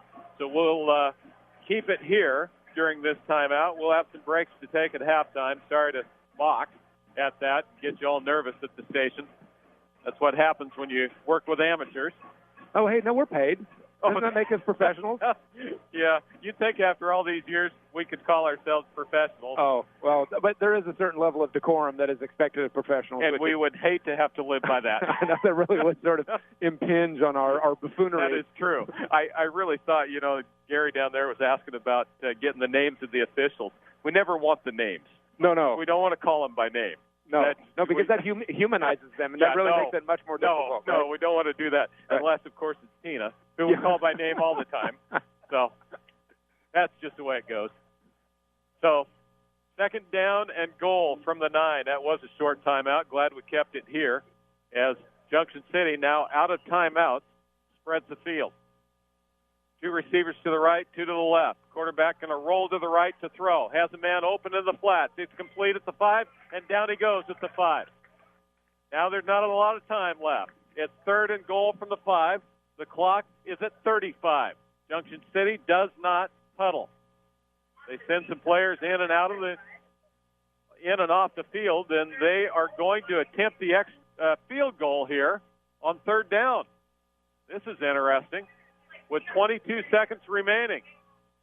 They get set. The ball snapped past the field goal kicker all the way back. Oh, the Cheesemaker should have picked it up, but they fall on it. There was nobody around them. They could have picked it up and run it for 6, but instead they're down at the 32. It'll be Tillamook's ball, but only 8 seconds remaining. That's one of the few times, you teach kids, fall on it. With 8 seconds left. Okay, hang on. So fall on it and last, right? And so here come all the caveats and the exceptions. I know. That's kind of like the English language, I before E, except. Right. Well, the Cheesemakers had nobody else around them. The kicker, after it had squirted by him, went to fall on it. He missed it. There were 3 Cheesemakers there, and it was Kuhn who came by, slid in, and wrapped it up. If Kuhn scoops, it's 14-7. But we'll take 7-7 with one play. We certainly will. Right? No doubt about it. 7-7 at halftime, I'd be okay. 8 seconds left to play in the half, and the Cheesemakers just going to snap the ball, and Rogers getting help to the locker room. We're not going to see him again. No, at least we shouldn't. Cheesemakers will take a knee, and that will be the end of the first half of play. 7-7 tie at the half. We got a good second half coming, though. This will be some fun. We're going to take a 1-minute break. We'll be back after this.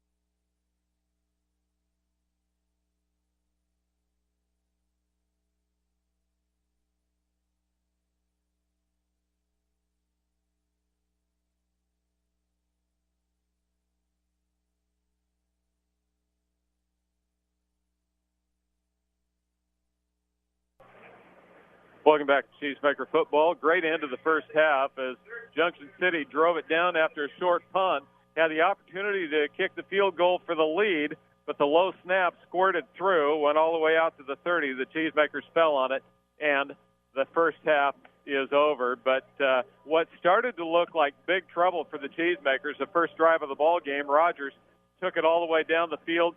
4 plays, 67 yards. Rogers had 63 of those. Looked like it was going to be trouble just like it was a year ago. It was 7-0 Junction City, but the Cheesemakers on their second drive of the night had make that third drive of the night, had a 1-play bomb over the top from Chris from one Silvera to another as Matt Silvera threw it down the right sidelines. Chris caught it. 75 yards, the touchdown. The extra point was good by Richardson, and we're tied 7 apiece. The Cheesemakers had other chances. They fumbled the ball at the 3-yard line. They missed a field goal or had it blocked when they were at the 2. So Tillamook is at the doorstep 2 other times. It could be 21-7, but it's not. No, it isn't, and it's a matter of coming down and executing when the pressure's on. And Tillamook is getting better and better and better. They're going to have to run the ball a whole bunch better in the third quarter, in the second half. And they're going to have to handle the pressure in order to run the ball. Yep, they are. But I like the fact that they're making plays. They're getting the turnovers. They're playing hard, and it's coming. And I hope that tonight they're going to be able to put a good second half together and end up putting the W on the board. We've got Tillamook youth football going on out here. 3rd and 4th grade on one end, 5th and 6th grade on the other end. Tillamook has, let's see, on the one end, they've got about 30 kids out there. On this other, they've got just a pot full of them. There's a whole bunch of them. There's got to be about 40 kids or more on the 5th and 6th grade end. On the sidelines. On the sidelines, as there's a whole group out there, and it's great to see a football program, youth program that started with Dave Ackerman many years ago, and they're getting a lot of football playing action in, and it's really good to see. We've got some good stuff coming your way at halftime, the halftime stats, along with looking at the OSAA reclassification. That's an interesting look. Oh, is it? And also a look at what other sports have done this week. We'll have all that here at the half after this 1-minute break for our sponsors.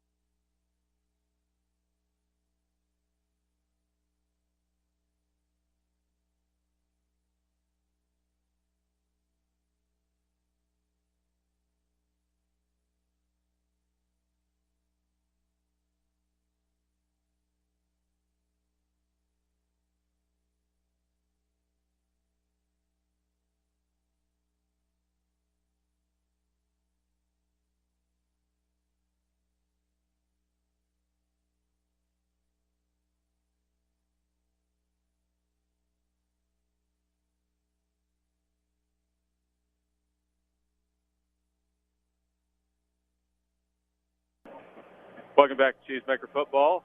It's halftime. The Cheesemakers are tied 7-7. What about the first half stats?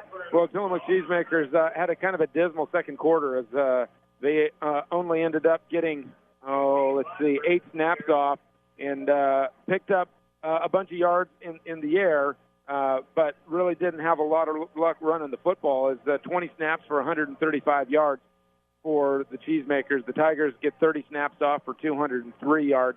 Ran the ball really well, 24 rushes, 194 yards, so almost 200 yards in the first half of football. Threw the ball 6 times, only completed 2 for 9 yards. So you really want to turn Junction City into a pass-first team, which is, you're going to have to flip the scoreboard if you plan on doing that. The Cheesemakers ran the ball 13 times for only 7 yards. Oh, man. As they just constantly could not gain any sort of advantage in the hole. At the point of attack, at the line of scrimmage, they lost battle after battle after battle.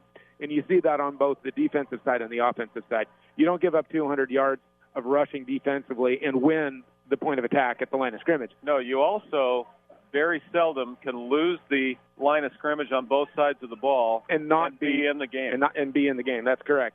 As the individual stats for Junction City is definitely dominated by Rogers. He ends up with 14 carries for 153 yards, but watching him going into the locker room right at the end of the second quarter, he's not coming back. No. He still had 2 people, one under each arm, and with no weight on his leg as he was leaving the field. And my guess, he is destined to get a doctor's appointment here scheduled pretty soon to see exactly what the situation is.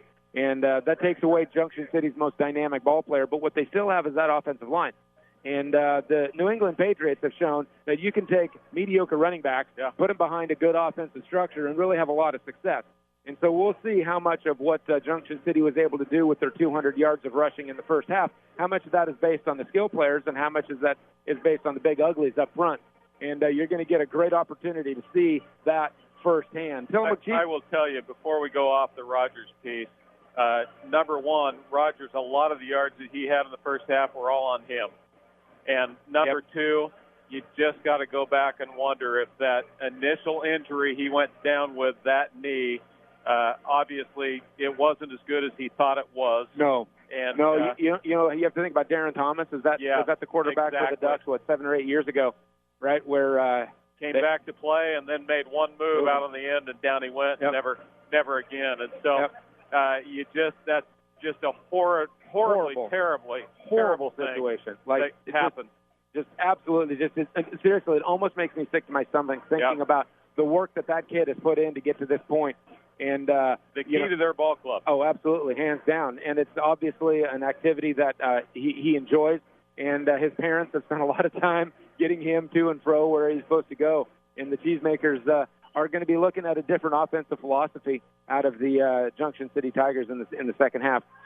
Chris Silvera has 3 catches for 95 yards. McCrae has 1 catch for 26, and McCauley has his for 7. And that's where the Cheesemakers have gotten their work, because those are quick. They don't have to win the point of attack. You've got to give Matt Silvera just enough time to get the ball out of his hands, and he's a good enough athlete that he can create, probably a second and a half just on his own. And so he's able to get the ball loose. Austin Weeks has 9 yards on 4 carries. Yeah. There's your leading rusher. And so the Cheesemakers really have been stymied at the point of attack in the first half. What I would say, if I were the Cheesemakers, I would come out in the second half and I would really work those swing passes in the edges and try to get those linebackers flowing outside, and then come back with something quick on the inside, because what you've found already in a half of football is that you're getting outmanned in the line. Right, and there's not much you can do about that. Nope. That happens over the course of a year. Yep. And we knew that Junction City was going to be tough between tackles. Right. And I talked to the kids, and they said, man, we're going to throw a lot of stuff to the edges. We're going to throw a lot of stuff to the edges. And, they've thrown the ball 7 times, completed 5 of them. Yeah. And so they've had some luck there and some success. As the Cheesemakers, you can talk about whatever you want on the stats, but you look at the board, and it's 7-7.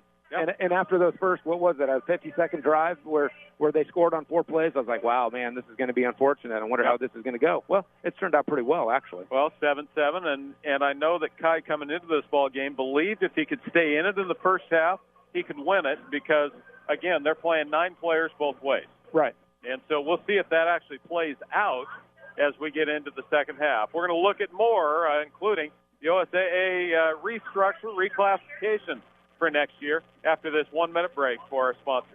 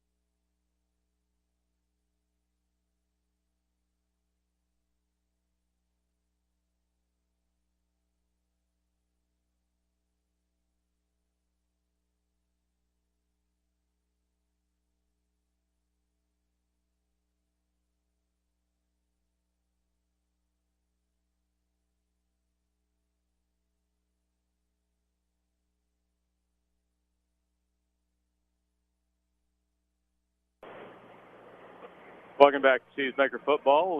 4th and 5th graders, or 3rd and 4th graders on one end, 5th and 6th graders on the other end, playing actually some really good football out there. They really are. And you want to know what's crazy? So you got all these kids playing football, right? Yep. So my son is a soccer player. Tristan's a soccer player, and he's playing for the 14 and under team. And they've got, 15 kids on that. And then there's a 13 and under team with about 13 kids on it. And there is a U12 team for boys with 2 groups on it. And there are two U10 boys teams, and there's a U8 team, all in the boys. Wow. And they've got 2 teams of girls that are playing as well. And so there's a lot of kids in this community that are playing a physical sport right now. Yep, absolutely. and that can only help you. Oh, absolutely. In so many ways. So many ways. You pick it. It's going to happen. So OSAA came out with their final draft? Well, it is. Yes, they will have one more meeting, the end of September, where changes can be made, but they actually have the student count, the ADM numbers, average daily membership numbers, that they now can use in order to position people. And they've had most of the conversations they need to have, and unless something changes, this is what it looks like for the next 4 years. Boy, that was a really bold statement right there, Randy. Can I just say that is almost politician-esque right I will say, talking to the people who are running this committee, this is probably where it's going to end up. Okay, all right. And unless something changes, this is what's going to happen. Changes. Okay, there we go. So in the 4A level, Scappoose is going to leave. They're going to the 5A. They will no longer be in the Coapa League. Can I just tell me, it just surprises me that it took that long, considering how long ago did St. Helens leave the 4A? Right? Got to be 15 years ago? Yeah, 18 years ago? Right. It'd be Scappoose divisible of 4. It would be either 12 or 16 years ago. That's a long time ago. And Scappoose is 8 miles, 9 miles closer to Portland. Yep, I agree. So Scappoose is going to go to 5A. Tillamook will stay at 4A. So the question then, a lot of discussion was, who do you put in the Coapa League, if anybody?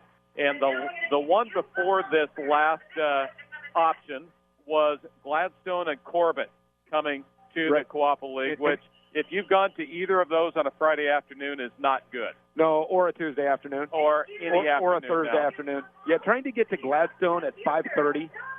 Yeah. Really hard. Not good. The other discussions in the Coapa League were Woodburn, who is going to get an exception by size based on their lack of success in athletics, all athletics except soccer.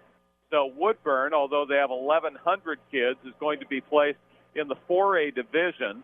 And what that means is they will be at least twice as big as every team they play, and as many as 4 times as big as others. And yet this is the league that they'll probably compete in well. So Woodburn was an option to come into the Coapa League.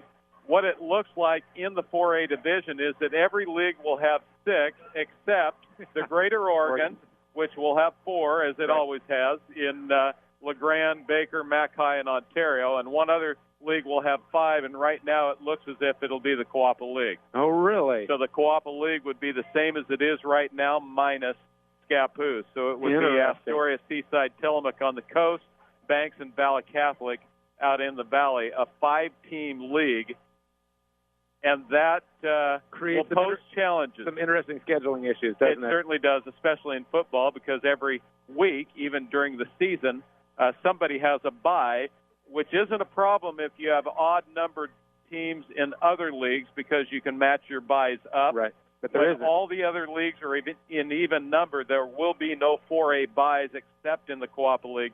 That creates a challenge. Interesting things that you'll also see, though, I told you Scappoose is going up to 5A. The other team moving up is Kirk County. Interesting. That makes one person in this stadium really happy, Lonnie Yeager, because Kirk County has been absolutely dominant in wrestling. Well, and volleyball. And volleyball, you're right. So LaVon Fountain is pretty excited, too, about the opportunities to see Crook County move up a division. The teams that are moving out of the 4A going down to 3A, Yamhill Carlton, that only has 275 kids. Really? Brookings Harbor, which is a regional exception because they're so far away from everybody else in the 4A, and Sutherland. And so those would be the 3. Yep. God, did you watch Southern girls basketball? Yes. Oh, my gosh. They're going to be a 3A team. Those poor parochial schools don't have a chance. Well, they'll gain a chance somewhere. 7-7 tie. We're headed to the second half. Here shortly, it's halftime. We'll be back with a little more after this word from our sponsors.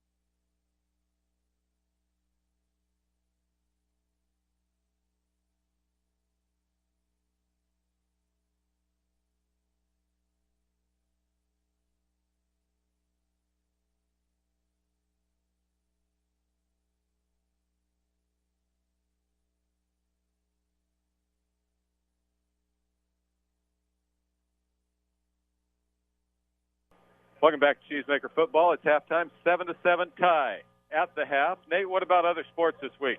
Well, boys soccer played a very interesting match yesterday against Newport, right? Because we had that little thunderstorm. That was 20 minutes left into the JV game when it was postponed. And I left 20 minutes into that postponement, and because Tristan was having soccer practice, and I figured they were coming off the field just about the same way the high school kids did. The varsity game started at 8:15.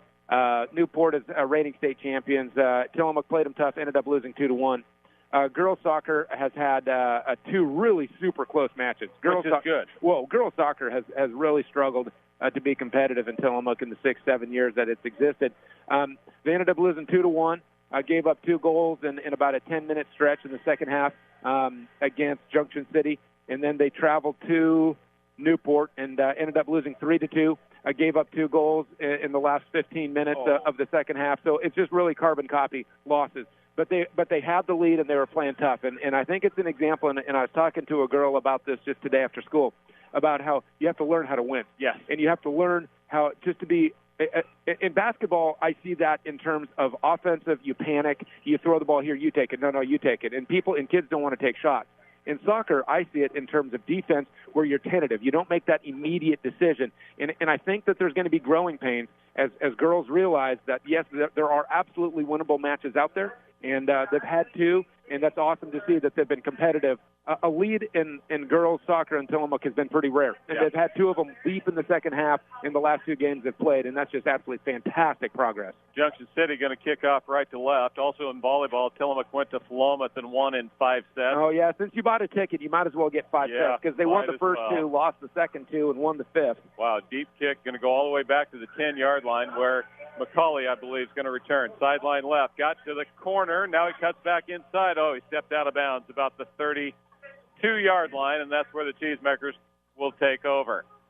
So Tillamook will move left to right across your radio dial to open up the second half. Also last weekend, they had the Ultimook, and Tillamook girls walked away with that. Well, yeah, they took first and second between their varsity and JV teams, right? Yeah, no, that was a pretty impressive showing from boys team ended up taking second. They ran without their top runner. Carter Coonert had a little health trouble, couldn't run. And so Staten is at the same level as the boys team, and Staten beat them, but within reach. Cheesemakers come up. First play of the second half, ball's too low, and Silvera, just on his own, tries to get back to the line of scrimmage, but does not. It was supposed to be a fly sweep, I believe. In the end, it was just run for your life, and it was a loss of 2. It'll be second down and 12. Not how you want to start the third quarter football, is it? No, low snap there caused the problem. Yep, with the center quarterback exchange issue. Didn't have much of that in the first half. No. A little high snap on the one punt. McCrae going to be the back behind the quarterback. Silvera is going to roll right, look down the field, and throws. Pass is, incomplete. Right off the hands of Landon Warner, and then it hit Chris Silvera as they happened to be right together there. Again, Matt jumped when he threw that football. Yeah, not sure why. Because one of the things that happens is you lose a lot of power because you don't have your plant foot, right? You don't have that back foot that you can really lever off of. So that ball kind of wobbled out there a little bit, and it's going to be 3rd and long on the opening possession of the second half. 3rd down and 12, Cheesemakers. McCauley's going to go into the slot on the near side. Warner outside of him, and then Chris Silvera outside of him. One receiver on the left side. Matt Silvera, fumble in the middle. And Cheesemakers ended up with it as it was McCrae who lost that ball, but it bounced right back up. He caught it and then went backwards, and so another loss. And the Cheesemakers went backwards on that possession, going to be 4th down and 16. And Tillamook going to have to punt it away. It's almost exactly where they had to punt right before the end of the first half, and they only got it out to the 35. McClintock going to go deep to return the punt. He'll wait for the snap. This one's a good one. He'll kick it away. High wobbler to the near side. Going to bounce and bounces backwards again. Man. It hit at the 50 and bounced all the way back to the 42, and Junction City has great field position to open up the second half. All right, let's stand by to see if the backup running back for Junction City is going to have success behind that offensive line. And we need to see if the Cheesemakers have learned defensively to get lower. Yep. We talked about the fact earlier that Perry Reeder, big body, but when he stands up, he's getting carried, pitchforked right out of there. Cheesemakers in a 4-point stance defensively, and they submarine that thing, and it goes nowhere. Look at that. Oh, baby. That's good coaching there. Did Phil Liljestrand have something to say about how to play defense? I got to tell you, as burying his nose that time was Perry Reeder, and right next to him was McCray. And we said at halftime at a break, I'd just put McCray in there and let him go dig around at the ankles a little bit, because that offensive line just went nowhere. No gain on the play. Pulled the rug right out from underneath him. That was hysterical. 2nd down and 10. Same set, motion right to left. Going to run a sweep to the outside. Linebacker's got a feel. He does. That time, wrapped up and going to go backwards. Caleb Boomer making the play. Boomer is playing an outside. He's an invert, not a corner tonight, as the corner on the other side is become Chase Wagner, who did not play last week. And so Boomer has been in the middle of things a lot. He's got a real savvy head about the football game. Gain of 1 on the play. Going to be 3rd down and 9. Watch the play action this time. Quarterback, shotgun set. Back to throw. Looks down the middle, throws right side. It's deep, and it is almost intercepted. Chase Wagner had it picked, and I think the defender got a hand on it. It'll be 4th down and 9. Well defended.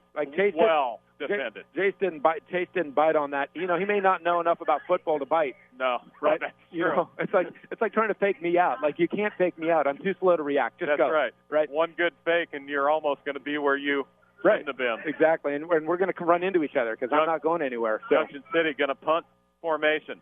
Low snap, catches off the bounce. He'll kick it away. Going to be fielded by Chris Silvera at the 9. Gets a return out to the 20. 22, wrapped up, thrown around, and down he goes. So good return of 12 yards there by Chris Silvera, and the Cheesemakers will get the ball back after a real dismal first series of the second half. But they're only about 10 yards different. But one of the things we wanted to know is defensively, were they going to make some adjustments? Yeah. And we got an answer to that question. And that's Greg Werner and his defense, and they did exactly what they needed to do to stop that power game, which had hurt them in the full first half. Just crushed them.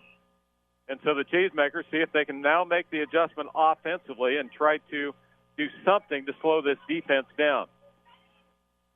Matt Silvera, snap, going to look left. Now he's in trouble. He's going to run left, needs a block. Try to get to the outside, out across the 20. Gets around the corner to 25, and out of bounds he goes, up close to the 30.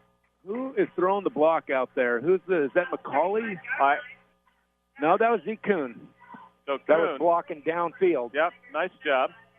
Gain of 8, and one of the another Tigers is down clear over on the sideline off the field. As can't tell who that is over there. They still have 11 on the field, and so they've already replaced whoever it is as he rolls over on his back on the sideline. I'll be surprised if they stop this for very long, only because he's already off the field.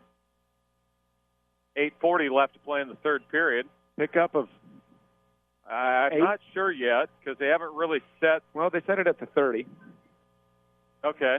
It's behind the big guy. You're right. So the down marker is not set, but the ball is right about the 30, and we thought officials should wear horizontal stripes. That is a solar eclipse there. Wouldn't they be better if they were if they were horizontal? No, I don't think that'd make it better at all. Oh, okay, all right. I was just thinking like that.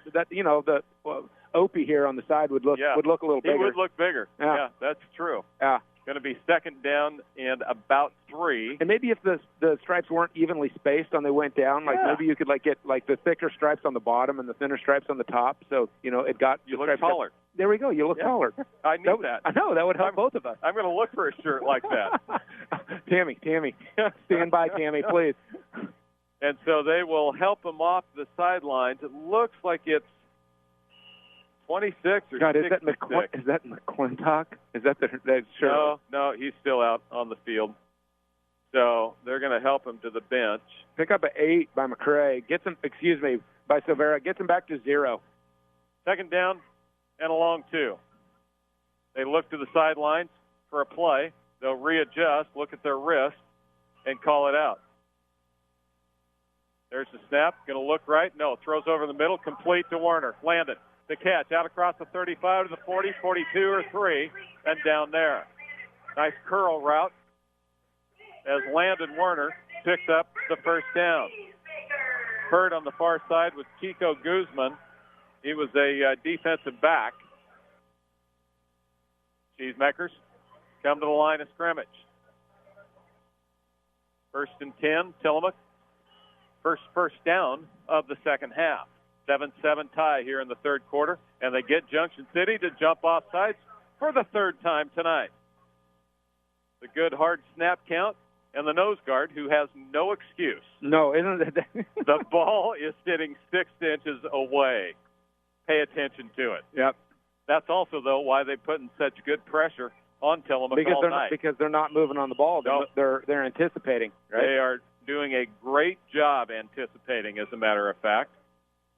And the big guy who jumped off sides waits and ties his shoe as if that were the problem. Oh, he's a punter. Oh, that's true. Set, Cheesemaker, shotgun. Here they come, in trouble. Silvera breaks one tackle, but then goes down. Oh, he had a swing pass to his right again. But pressure didn't allow him to never have time as they sent the house. If he could have got it outside, he had a lot of running room. But instead, it's going to be a loss. It'll be second down. Or is that third down? No, it's second down. Second down at 11. He's lucky to only lose 1 on that because it was 5 or 6 when he started. No, he lost 6 because we had the 5-yard penalty. Oh, that's right. No wonder. Yeah, it felt like a long way. I did. That was like a long 1. Oh, yeah, that's right. It was 1st and 5, wasn't it? It was a loss of 6. Cheesemakers, 3 receivers on the near side. Junction City coming again. Screen pass. Bubble screen on the near side. Back inside. Great block. Far side. Chris, he could go. And there's a flag down at the 20, at the 10. And it's a touchdown, I believe. They're going to say he's down right before that. And they are going to call a penalty. But it wasn't on the good block. It was on a secondary block. Oh, was it? Yes, it was not on. Because there was a great block. Yep. And I believe it was McCauley that made the great block. I'm not sure who on the next one. And the Cheesemakers are irate on the sideline. I don't think it was on the block that we saw. Oh, my goodness. That was just an absolute destroy in the middle. Boy, I hope he's going to get an earful over here. And it was thrown from way back.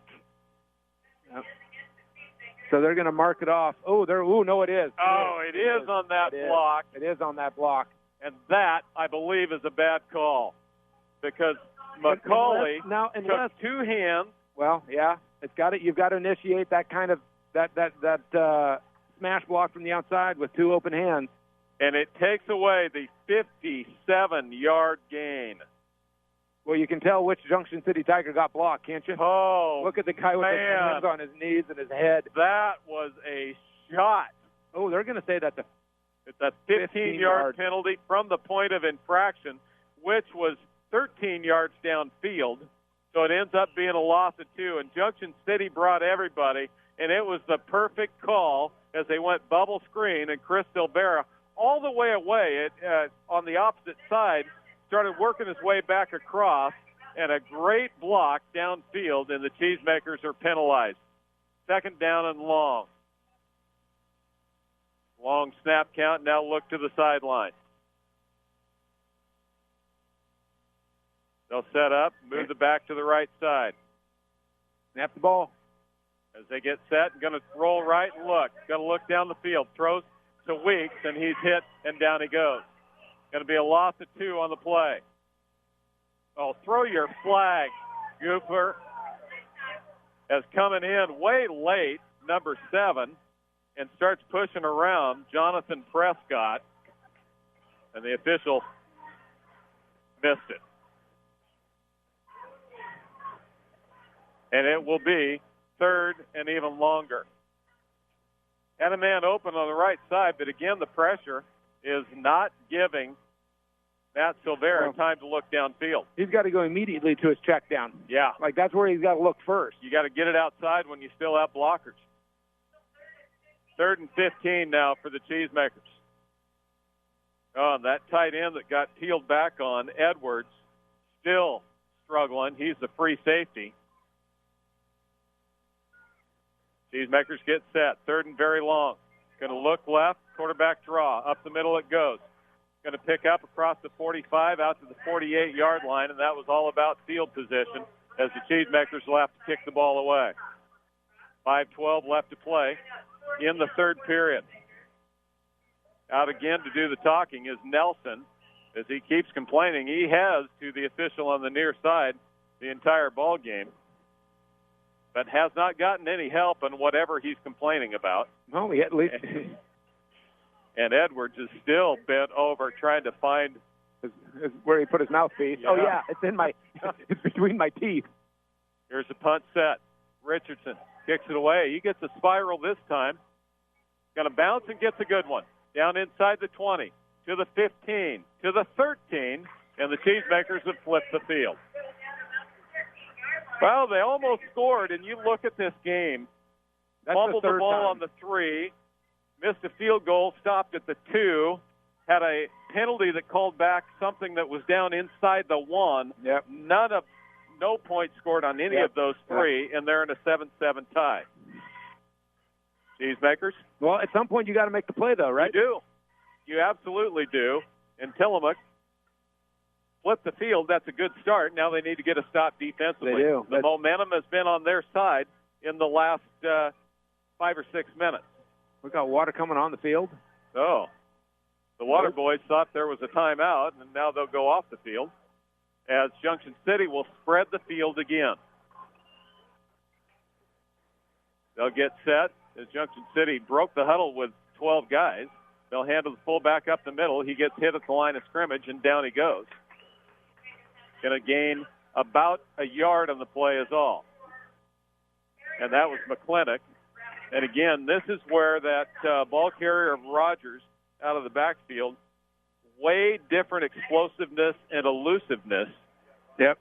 Well, he just has the ability to see where the soft spots are and then has the feet to get him to where he needs to be. Alex Warner in at linebacker for the Cheesemakers. As out of the ball game, there comes Michael Horton. Second down, they'll say a gain of 2, so it'll be second down and 8. They split the field again. Going to hand off. Fullback up the middle, doesn't get anything that time. Not even back to the line of scrimmage. On the defense that time was Brian Rieger and also Perry Reeder as well. Perry Reeder's done a nice job. He's been in the middle of stuff now that he stayed lower. In the third quarter. Yes. He made some plays 9 yards downfield in the first half, which isn't really what you want your tackles to do, but he's made the adjustment. You talk about, is a kid coachable, right? Yep. Can they do A and then do B after the coach asks them to do B? And so far, I believe the answer is yes. Only a sophomore. Third down and long, 3rd and 8.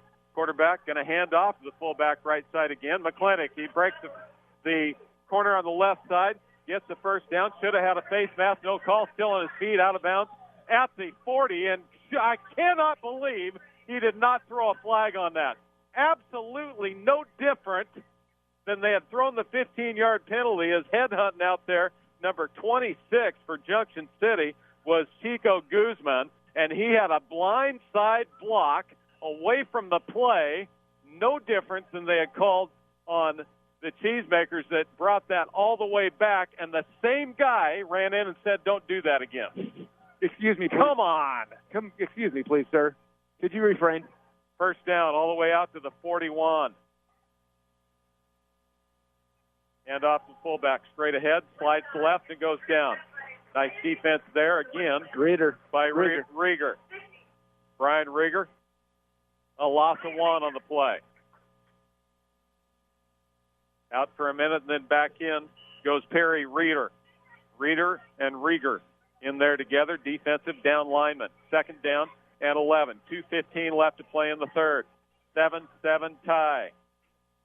Been an exciting ball game. A lot of things happening, just not a lot on the scoreboard right now. 3 receivers this time go to the far side. Quarterback, Van Curler, going to take the snap and roll right. Pulls the guard in front of him. Looks down the field, throws into the flats, incomplete. Boy, you better bring a better route than that if you think you're going to get away from Chris Silvera. Yeah, Silvera was in the jersey of the would-be receiver, Ryan Crowley. They just went straight man. It was trips to the wide side of the field. They rolled that side, just manned up between Silvera and McCauley and Chase Wagner, and there was not a lot of room there. It might have been Austin Weeks instead of McCauley. What we've seen is that Junction City is better man-to-man on the inside, and Tillamook's better man-to-man on the outside. Yep. Yeah, contrasting styles, and right now it's a stalemate, right? It certainly is. McClintock, the lone back, left in the backfield on 3rd and 12. Quarterback going to go straight back to throw. Looks down the field, throws it up deep. It is intercepted. Cheesemaker, Chase Wagner picks it off, gets a good block. Across midfield he goes to the 40. Inside the 40, down to the 32-yard line and out of bounds. Chris Silvera threw the block. He immediately switched from defense to offense. As soon as he saw Chase had intercepted that football, he turned, sealed his man to the inside. Chase, it leaked to the outside. Picked up, 30 yards of coverage. 30 yards different. Yep. Chase Wagner in his first football game this year with the interception on a ball that was badly overthrown. He was a good cushion behind, picked it off, and then had a nice return down to the 33. And the Cheesemakers are in business with 1:39 left to play in the third. My only hope he wasn't going to fumble the football with all his excitement, right? 3 receivers to the near side. Split all the way out this time, Chris Silvera. His twin brother, Matt, at quarterback. He'll hand off on the sweep. Weeks cuts it back up inside down to the 30. He'll pick up some help from behind and ends up gaining about 4, maybe 5 on the play. Well, that's about the best Tillamook has done all game right there. That is. They have not run the ball very efficiently tonight. Cheesemakers, nice gain on first down. And in 4-down situation. Yes. Inside the 30. Now, which again changes your play call. This is the situation where you've got to make the play. Yep. And you have to finish it up, standing in the end zone celebrating. I think one score wins this football game. Certainly could. Silvera going to go back to throw. Going to roll it right. Looks. Throw it away. Runs out of bounds, and then he's taken down. How can you not throw the flag on that? All the way out into the bench. The official throws his hat because he couldn't find his flag, I hope. Yeah. That was so late.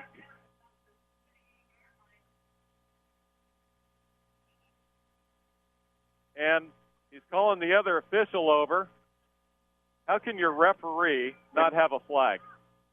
It's your white hat who doesn't have a flag. It is your white hat. He reached and it wasn't there. That's impressive. Silvera should have thrown it away. It's a 5-yard loss, actually about a 10-yard loss. Should have thrown it away, but the defender carried him all the way out into the bench. And it is a personal foul against Junction City. And sort of a sarcastic round of applause. Yeah, very sarcastic, saying it's about time. And now he has a flag. The side official gives him a flag. Wow. Things you've never seen, right? Yeah. You can add that to your list. I've never seen a white hat not have a flag. Me neither. And he was digging. I mean, he threw his hat, and then he was digging in his pants, and there was no flag to be found. First down, Cheesemakers on the 15-yard penalty at the 27. McCauley, left side, goes inside, breaks outside. Heavy pressure, back against the grain, nowhere to go there. Didn't get back to the line of scrimmage. Man, they flow hard. Oh, they flow hard. You need something on the misdirection or reverse because they are flowing so hard to the ball. It's almost like we've done this together before, huh? Loss of, they marked him all the way back to the 26. Going to be a loss of 3. It'll be second down and 13. About time for a no play again, too. 13 seconds left. They're going to let the time run out. We're going to head to the fourth quarter, tied 7-7. Junction City and Tillamook. We'll be back with the final period after this.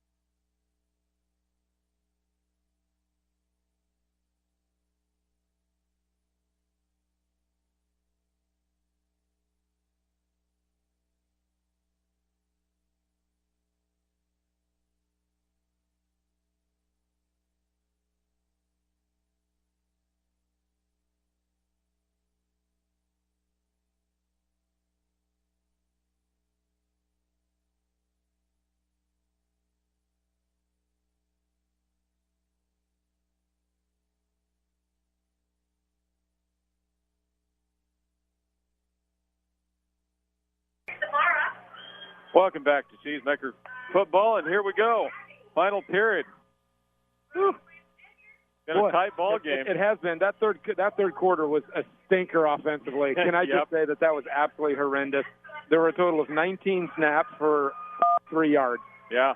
That's bad. Neither team could get it going in that third quarter. No. And somebody's going to have to win this ball game. Yeah, it's going to take a score to win, isn't it? It is.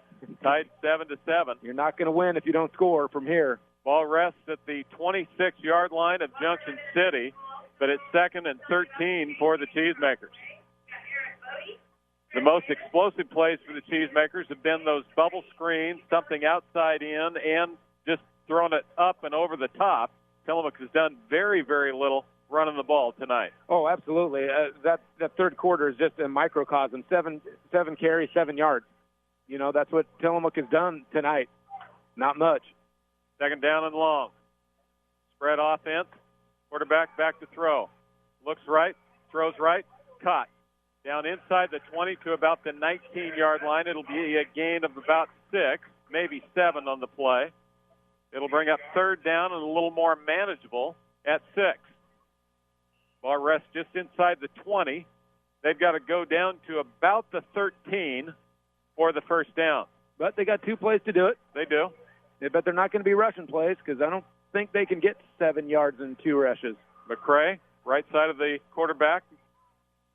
Quarterback going to look left, throw left. It's complete to Chris. Chris, slips and goes down at the 20. Not sure why he didn't head outside because he had Warner there, yep. But apparently the angle didn't look like he could make it, and they're going to be faced with a 4th and about 7 with the ball on the hash mark left. And, of course, they're going to go for it at the 20-yard line, just outside the 20. Huge play in this ball game with 11 minutes left, tied at 7. 3 receivers to the right side. Matt Silvera tries to draw him off sides, does not. Now, do you have a pump and go on that? I don't know if you have enough time for that. They'll set up. Going to look right. Now in trouble. Going to roll right. Get caught up. He got away from the first guy, but he's going to be drugged down and thrown down. Clear back at the 30-yard line. It'll be a loss of about 8, and Junction City is held. So the Cheesemakers got great position after the interception, but they could get no closer than the 20. And they turn the ball over on downs, and it'll be Junction City ball. Again, Tillamook's going to have to go to something quick and then make the blocks on the outside and try to spring them. But in Matt Silvera's defense, he has not had a lot of time to throw tonight. Junction City, their defensive line has been better than Tillamook in the line of scrimmage. Yep. And now Junction City, they spread it out the last trip. After the Cheesemakers had submarine that tight set double wing, now Junction City has gone to the wide set, and Junction City will use one of their timeouts. 10:30 left to play in the game, 7-7 tie. We'll be back after this 1-minute break for our sponsors.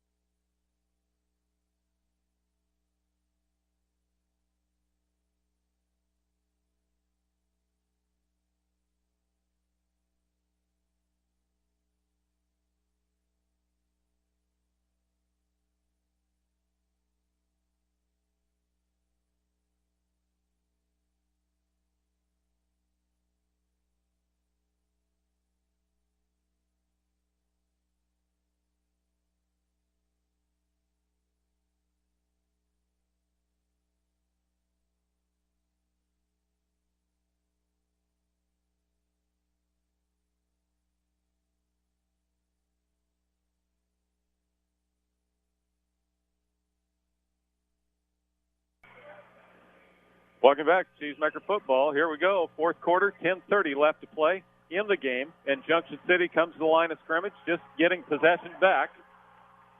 Quarterback going to hand to the fullback up the middle. Dives through out to the 30, picks up about 3.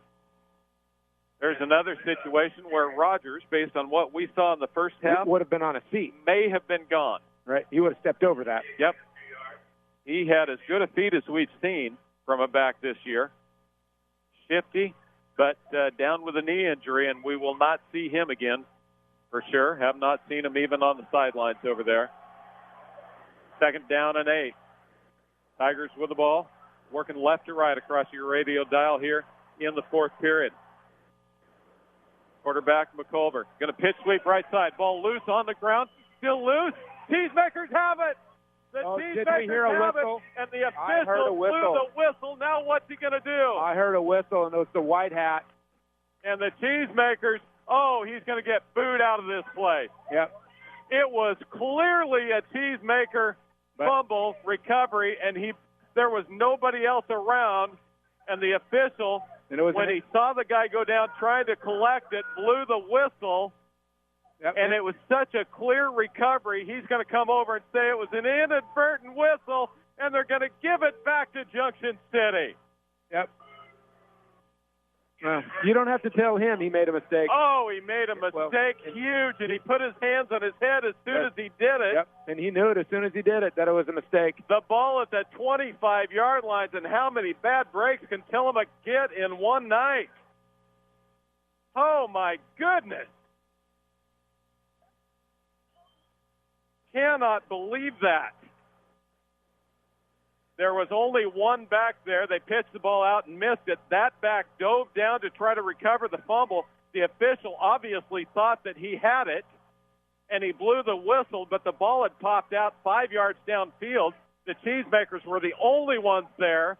They fell on it, and now the white hat going to go over and explain. I don't know what their coach has to complain about. It should be Tillamook's ball on the 25 if it weren't for the inadvertent whistle. Their coach doesn't argue at all. Yep. Well, that's how it goes. I mean, it's human error. He knew he made a mistake, and those of us that have never made mistakes can stand here and cast aspersions, right? It just seems like break after break tonight for the Cheesemakers. They've got to step it up somewhere. Here's a good spot, 3rd and 13. Ball at their own 25 for the Tigers. They'll roll left to throw. Going to look down the field, flips it out into the flats. It's incomplete. Good defense there by the Cheesemakers. Again, as Caleb Boomer right on that receiver. And it'll be 4th down and 13. Yeah, Boomer did a really nice job coming up, meeting the ball, knocking it down. Junction City going to have to punt the ball from their own 26-yard line. Nobody more than the white hat, hoping that didn't go for a score for Junction City. Call. Punter back again at his own 15. At the end of the game, you just turn and run for the gate at that point, right? Down the line, going to kick it off far side, or punt it far side. He gets an average roll, not a great one this time, bounces around, and it'll be down at the 43-yard line. And Tillamook will get it back with 8:46 left to play in the game. Well, you've done everything you needed to stay in this game. Absolutely. You have not done everything you need to win this game, and now it's time. Now it's time to win it right here. And you're going to win it with the ball in the air. Yes, you are. You're going to, Matt Silvera is going to have to make the throw. Wide receiver is going to have to make a play. You're going to have to break a tackle. You're going to have to do something like that. Caleb Warner comes clear out to the near side. McClintock goes with him. One back in the backfield. Back to throw. Near side, quick swing. Goes to Chris. Tries to get outside. Wrapped up. Down he goes. Going to have to come off a wrinkle because they're closing hard on that. Oh, Silvera does not come back up, does he? Nope, he does not. Went down kind of awkward there. And Chris Silvera comes to the near bench and sits down. I'm not sure if that was a knee or an ankle or what it was. No coach has come to look at him. Loss of 2 on the play, 2nd down and 12. He's fine. Somebody's going to have to step up. But there's got to be a wrinkle to that. That's just too predictable. Matt Silvera, hands off fullback up the middle, comes near side. McCray runs over one man, drags him ahead for a yard or two. Nice form tackle right there. Just broke down and attacked Eli's leg. Gains 5 yards on the play. It'll be 3rd down and long again, 3rd and 7.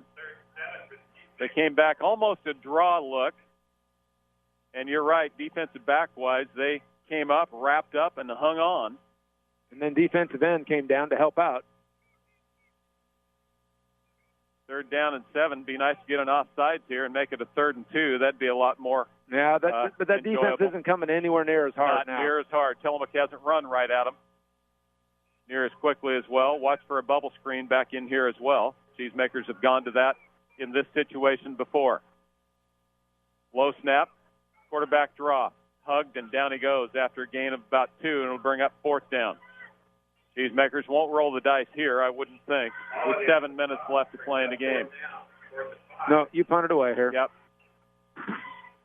Yeah, you don't want to. No, absolutely. You totally do not want to put this football, but it's the right play. It is the right thing to do. And Junction City goes back to return the punt. McClintock goes deep. Cheesemakers are missing McCray, the up back. He still has time to get out. No, he's the long snapper. Oh, well, that's why they noticed he wasn't there. And the snap caught by Richardson, and he'll kick it away down the field. Fair catch is called for, and he bobbles it but hangs on at the 25, and that's where Junction City will take over with 6:26 left to play in this football game. So the Cheesemaker defense comes back out. This has not been an offensive show in the second half. Not at all like we saw last week. Nope. Where Tillamook put 43 points on the board. Well, they can't handle the aggression in the hole. The pressure. Can't handle the at-point blocking. Yep. As Junction City will spread their offense again, not go with the tight set. Short split on the left side of the slot. Quarterback going to hand off fullback. He breaks a hole up the middle, big hole. Out across the 30 and then goes down at the 38, 39-yard line. Gain of 13 on the play as carrying the ball. That time was McClintock. And McClintock, I don't know if he's talking to the official like he got face mask or something. I think he went to cut and just went down. But either way, a big play on 1st down for Junction City. Halfway through. Well, they submarined the left-hand side of the offensive line, but McClintock was still able to get through the linebacker. Wide split this time on the slot on the near side. They spread the field again. They'll hand to McClintock again. Up the middle. He fumbled the ball, I think. Still loose. Cheesemakers, no. It's picked up by Junction City. One of the linemen tries to run it, and he goes down back at the 34-yard line. McClintock again coughed it up. But Junction City lives to tell about it as the ball is going to be back at the 34-yard line. It'll be a loss of 5 on the play. Boy, that's about the 3rd time McClintock has caught the ball up.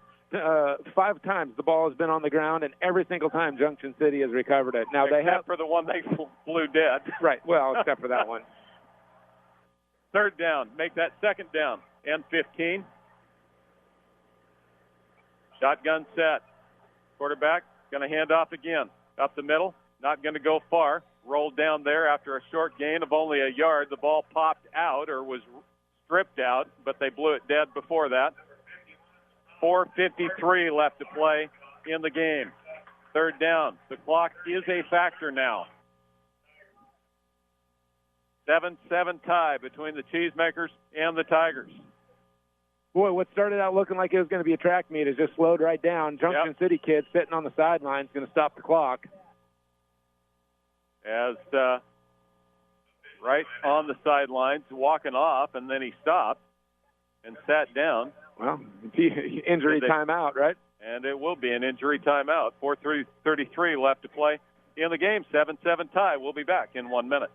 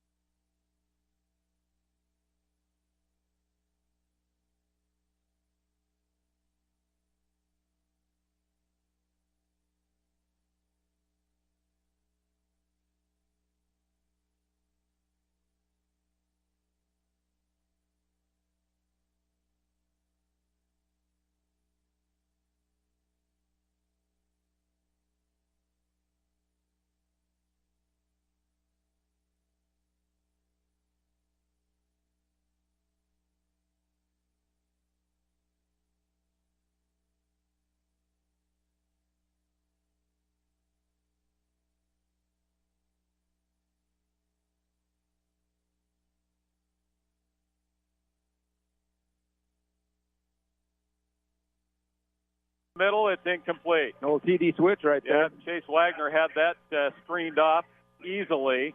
The ball goes incomplete. The clock stops at 4 minutes and 15 seconds left to play in the game, and a 7-7 tie. Junction City has to punt the ball away again. Tillamook this is going to be their last real offensive possession. Yep. You know, with 4:15 left, you don't plan on getting two. You might touch the ball another time, but it's not going to be a real possession. Snap is good, and the kick is away.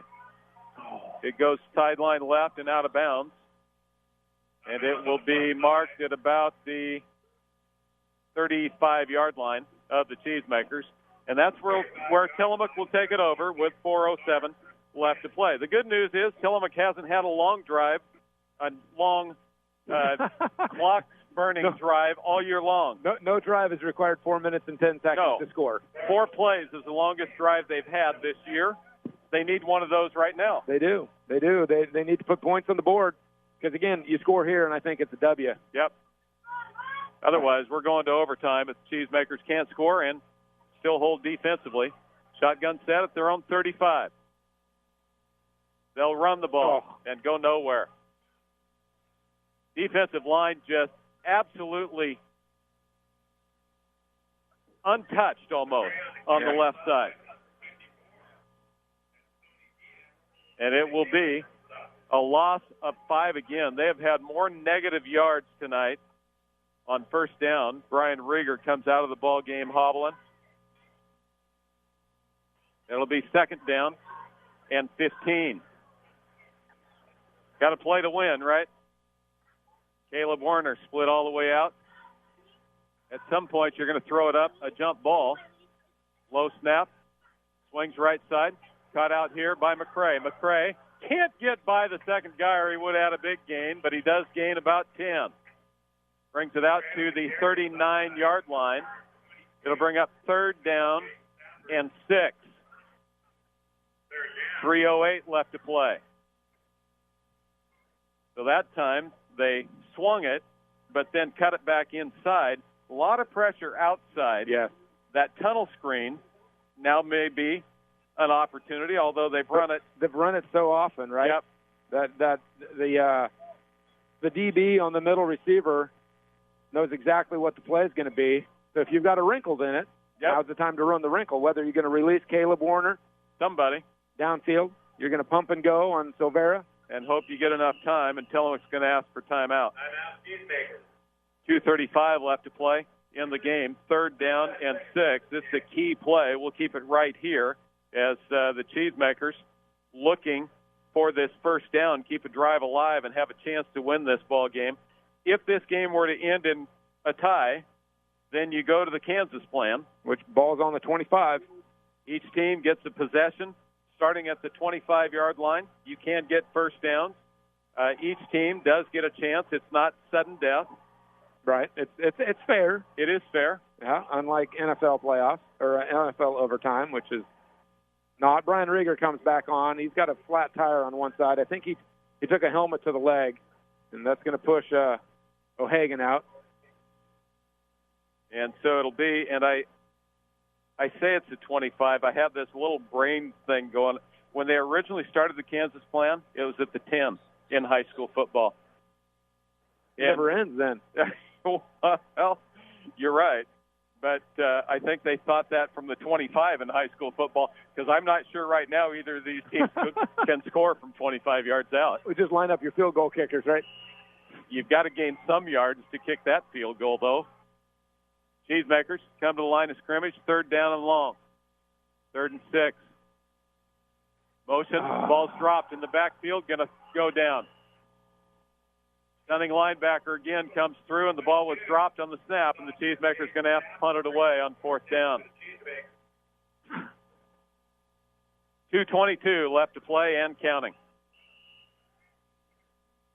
So the Cheesemakers, who have had opportunities all night long, still tied 7 apiece, and they go into punt formation. Need a good snap here.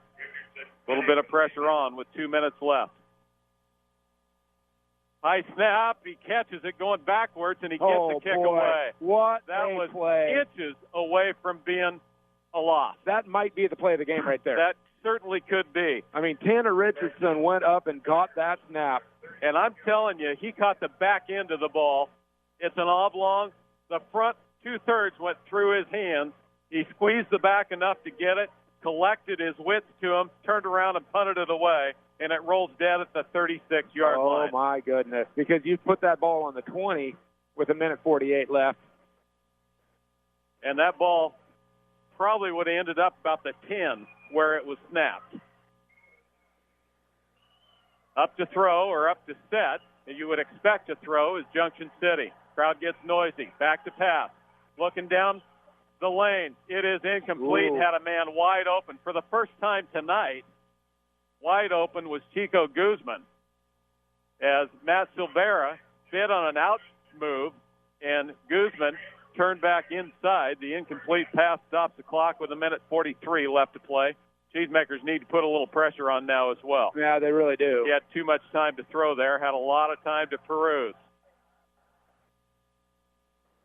Second down and 10, 7-7 tie, 1:43 left to play in the game. Going to look right this time, throws into the flats and incomplete. He was open as well. Twice missed on wide open receivers. The Cheesemakers a little confused that time about the back out of the backfield. Well, that was just a straight wide receiver set. That was Chase. Right. Oh. But they had a back coming out of the backfield, McClintock as well, and McCauley pointed at him afterwards and said, I think that was my man. I think it was. It'll be third down and 10 with 1:40 left to play. Back to throw again. Going to throw to that wide out this time. Cuts back against the grain. Up to the 40. Hits, stays on his feet. Trying to strip the ball loose. At the 42, and down he goes there. Cheesemakers did a nice job knowing McClintock was perceptible to the fumble. Cheesemakers might want to use a timeout here with 1:20 left and the clock rolling. And Junction City already sending their punt team on. They do not. Tillamook should have taken a timeout there. Well, if they think they can get it down the field. Right. If you think you're going to play for the overtime. Yep, then let it run. The snap off to the right a little bit, but he'll get it and kick it away. Silvera going to catch it at the 25. Returns, had one man miss, and then flipped up, and down he goes at the 27. So 42 seconds left to play in the game. In regulation. In a 7-7 tie. Well, Tillamook doesn't need 42 seconds to score. No. They've scored in less than that. No, in fact, their scoring drive tonight took about... Drive? Yeah, their drive. Can I call that a drive? One play. 15 seconds. There you go. You could score 3 times in. We got 42 seconds left. You only need one. Yep.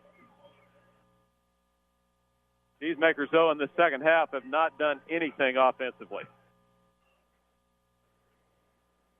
Tillamook will set up in the shotgun. Matt Silvera. Snap. They're going to hand on a sweep to the outside. Weeks gets wrapped up after a short gain. He's still on his feet, and there's a scrum out there, a rugby scrum. I cannot believe they're not blowing that dead sooner. They have let him go and let him go, except on the play where the fumble occurred. When they fumbled, and then they were pretty quick for the whistle.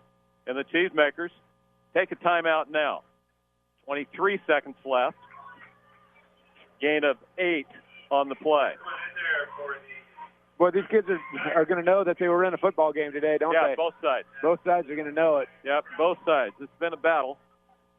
Of attrition. Yeah. I'm trying to remember when Tillamook's last overtime game was. No. A long time ago. It's been a long time ago. I don't remember it recently. That probably isn't really saying a lot, though. As there's a lot of things I don't remember recently. Those are the ones that you remember the least, right? Yeah, that may have happened. I can tell you what play we ran on third down in high school when I was playing Bale. So 7-7 tie. The important stuff. Yeah, I know. Isn't that true? Yep. What did I have for dinner tonight? I don't remember. Yeah, something. It was pretty good. It was good. 23 seconds left to play. In fact, Tammy might be listening. It was great. We threw some pork chops on the Traeger and smoked them up. There you go. I should have come to your house. We had a little meat candy. 3 receivers on the right side. They'll get them set. 20 seconds left. Going to look right. Going to throw that screen right side. Silvera dropped it.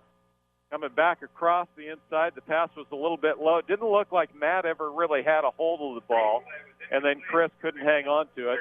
And it's 3rd down and 2. So now you have a question. You run the ball. That was my question. If you run the ball, game's over. The game will be over, or Junction City will have to call a timeout. What you don't want to have to do is snap that ball to the punter again. Correct. You've played that game once. Yeah. Well, Russian roulette. More than once. And it did not have a bullet in it.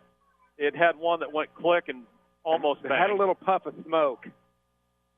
3rd down and 2. Cheesemakers. Snap, and Chris Silvera run it near side. He's going to get out to the 40 and enough for the 1st down. That's the first rushing first down of the game. Oh, you're kidding. Right there. With 13 seconds left, the first rushing first down of the ball game. And you're in this game. And it's tied. How does that happen? Tied 7-7.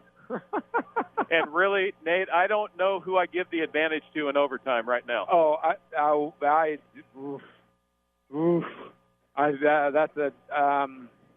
I'm not sure. I'm not sure either.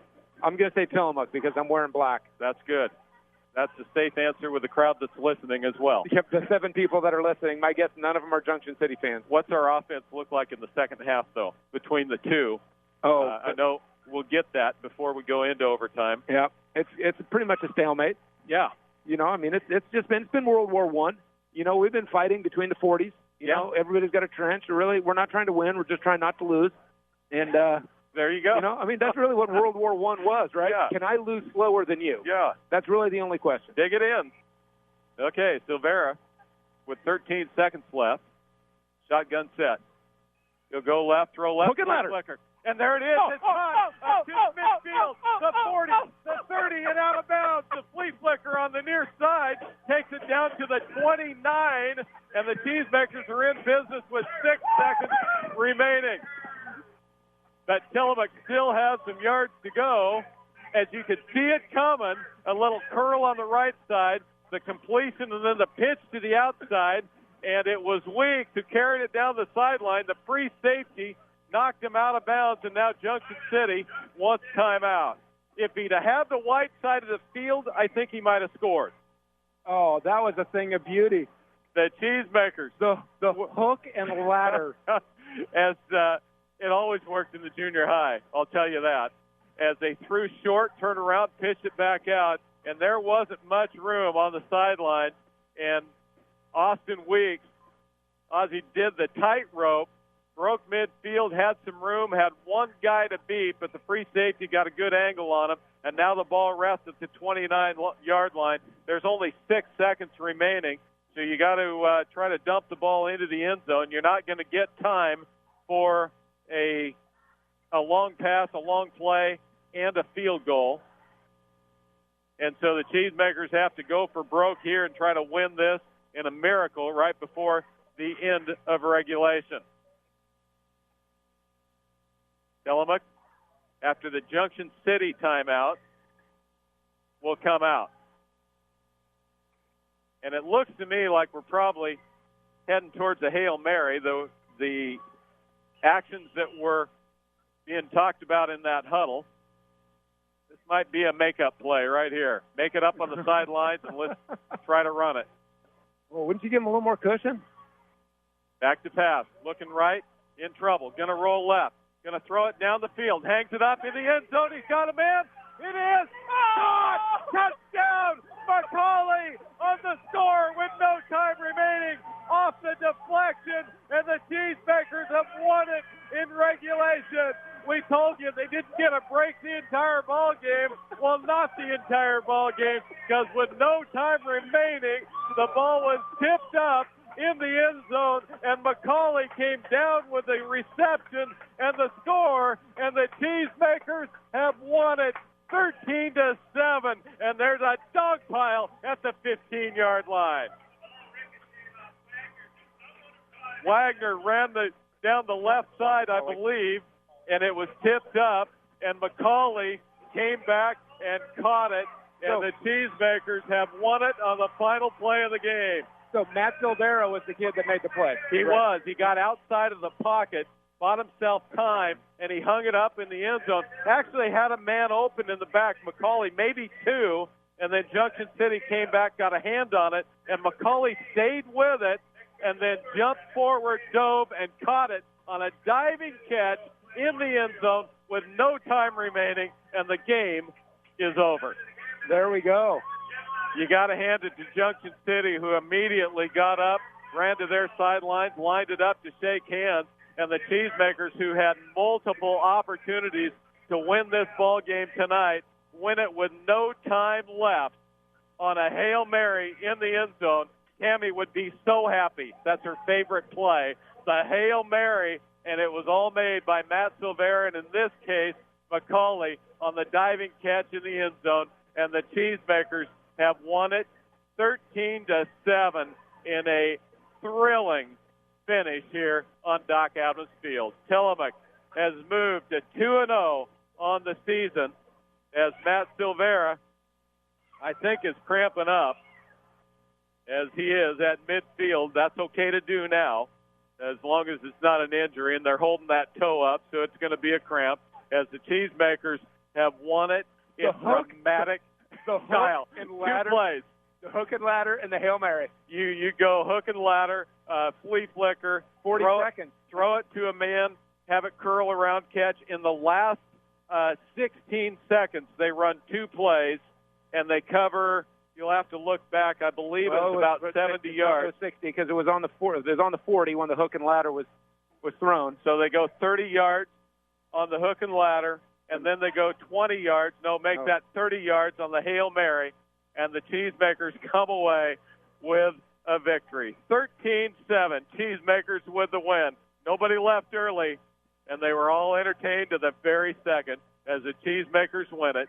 We're going to take a 1-minute break. We'll be back for Sports Extra after this.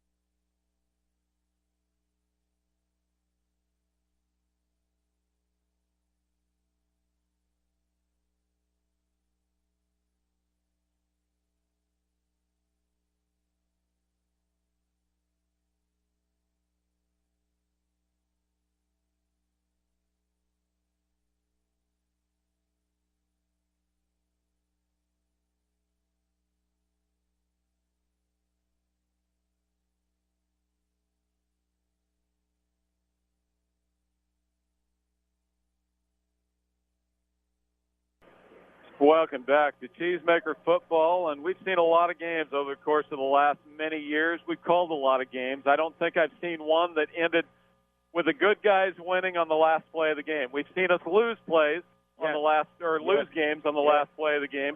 I don't believe we've won one in quite some time on the very last play of the ball game. I don't think I've ever seen it. I don't either. I can't remember it, but again, we already talked about the fact that's not saying a lot. Cheesemakers on the very last play of the ball game throw the Hail Mary down the left sideline. It was Chase Wagner in the end zone that went up, got a piece of that ball, deflected, and McCauley on the dive collected it into the end zone with no time remaining. And the Tillamook Cheesemakers are 2-0 on the season, and that was a gutsy win because it did not come easy. Junction City took the first possession. They went 67 yards in just 4 plays, made it look easy as they ran it down the field. Most of that by Rogers, who collected 63 of those yards. In fact, over 150 in the first half before going out with a knee injury, and that was probably the biggest factor in this ball game. as Rogers no longer in the ball game. The Cheesemakers were down 7-0, and then with 1:45 left to play in the first quarter, Chris Silvera caught a pass from his brother Matt down the right sidelines. He went 75 yards for the score. The extra point was good, and we were tied 7-7. After that, I believe Tillamook had the advantage. They took it down to the 2-yard line and fumbled on the very next possession. Then they took it down later on to the 3-yard line in the second half, but could not get the field goal. That was in the first half? Yep. Took it down to the 3-yard line, attempted the field goal, but could not get it through, had it blocked. And then one more opportunity, had it close, and could not score, and yet the Cheesemakers somehow got the ball back on what was their final possession. They didn't use their timeouts real well to start with. Well, they didn't want to leave any time on the clock. Got the ball back. In fact, we had questions with 15 seconds left whether they'd throw the ball or not, and in the end, they actually ran it for a first down, had 16 seconds left, called their timeout. Then they ended up running the hook and ladder, the flea flicker on the near side. That got them 30 yards, got them down to the 30 with 6 seconds left, and then went to the Hail Mary, just sent the receivers down to the end zone to throw it up. What made the play, Nate, you're right, as Matt Silvera faked right, went left, got around the end, created a little bit of time, and then hung it up into the end zone. Chase Wagner got a piece of it, and then diving catch by the Cheesemakers, and all of a sudden the game is over, and they win it 13-7 by McCauley's diving catch in the end zone, and the Cheesemakers are 2-0 on the season. We're going to look at the stats and more here on Sports Extra after this word from the Les Schwab Tire Center.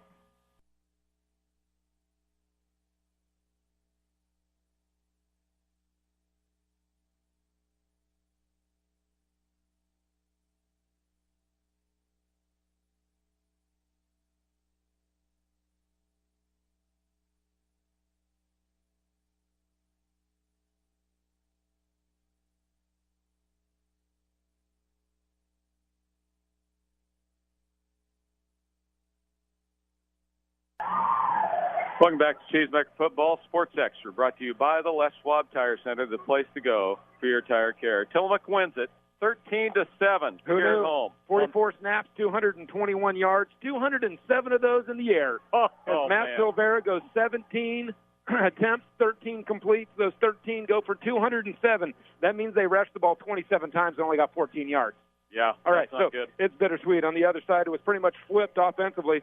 35 carries for 230 yards. They only got 13 yards, JC did, in the air, as 14 attempts turned into 3 completions. And Tillamook Cheesemakers made the plays they had to make. You know, they made the play defensively. They made the play on special teams, as Richardson is able to control that high snap and get the ball off his foot. They made the plays offensively in the last 40 seconds. They did the things that needed to be done in order to win the football game. And I'm not so certain that we were in a position mentally and emotionally to make those plays a year ago. No, I agree. And that's the positivity and structure that Coach Johnson and his staff has created over the course of his short time here at Tillamook High School, and he has just produced a fantastic product. Tillamook Cheesemakers on the ground. Austin Weeks had 19 yards on his 6 carries. That was it. That was the rushing offense. So you look at who caught balls. Chris Silvera caught 5 balls for 92 yards. Austin Weeks 2 for 25.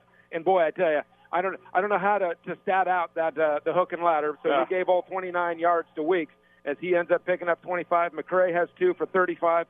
Warner caught a ball for 13. Landon, and then Sean McCauley ends up with the last 29 yards. He ends up with 3 catches and 42 yards as he gets the touchdown to win the football game. Chase Wagner, in his very first varsity football game of his entire career, on the very last play, slaps the ball down as he went up to get the rebound, popped off his hands. But there's Sean McCauley with the dive to catch the roll, pop it up, hands go in the air, game over. 0-0 on the clock, 13-7. Tillamook is 2-0. JC still on their knees, just coming up to break their huddle, is 0-2. Oh, what a heartbreaking loss. Not only in the loss, but to lose Rogers as well. Yes. This team's season just changed drastically tonight at Doc Adams Field. Cheesemakers, it might have changed as well. 13-7. They take the win away from Junction City here at Doc Adams Field. We'll be back with a final wrap-up after this.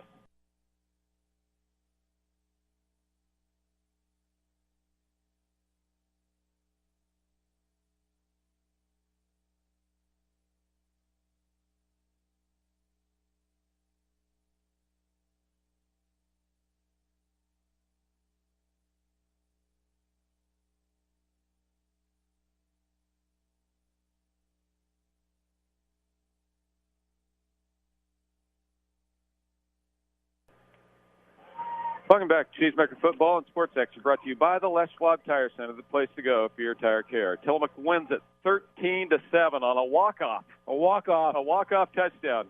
Always love to have those if you're on the winning side. And we were all geared up for the first overtime we've seen in a long, long time, but not here. Tillamook goes 60 yards in the last two plays as time runs out in the last 16 seconds to pull victory out of what would have been an overtime. 7-7 tie. The Cheesemakers on the alley-oop, the Hail Mary, win it 13-7 here at home. Next action, first trip on the road.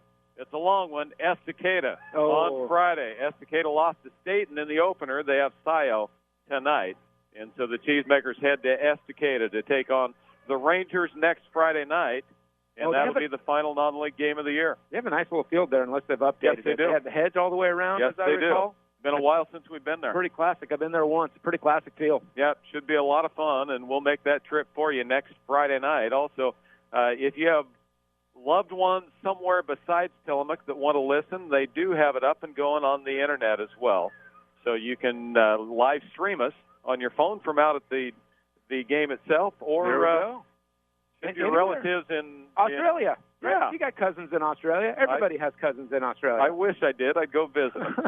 Cheesemakers win it 13-7 tonight here on Doc Adams Field in a thrilling non-league game. Cheesemakers 2-0 on the season. This has been Sports Extra, brought to you by the Les Schwab Tire Center, the place to go for your tire care. This has been Randy Shields, along with Nathan Ratcliffe, saying good night and good sports. This has been a KTL Sports presentation.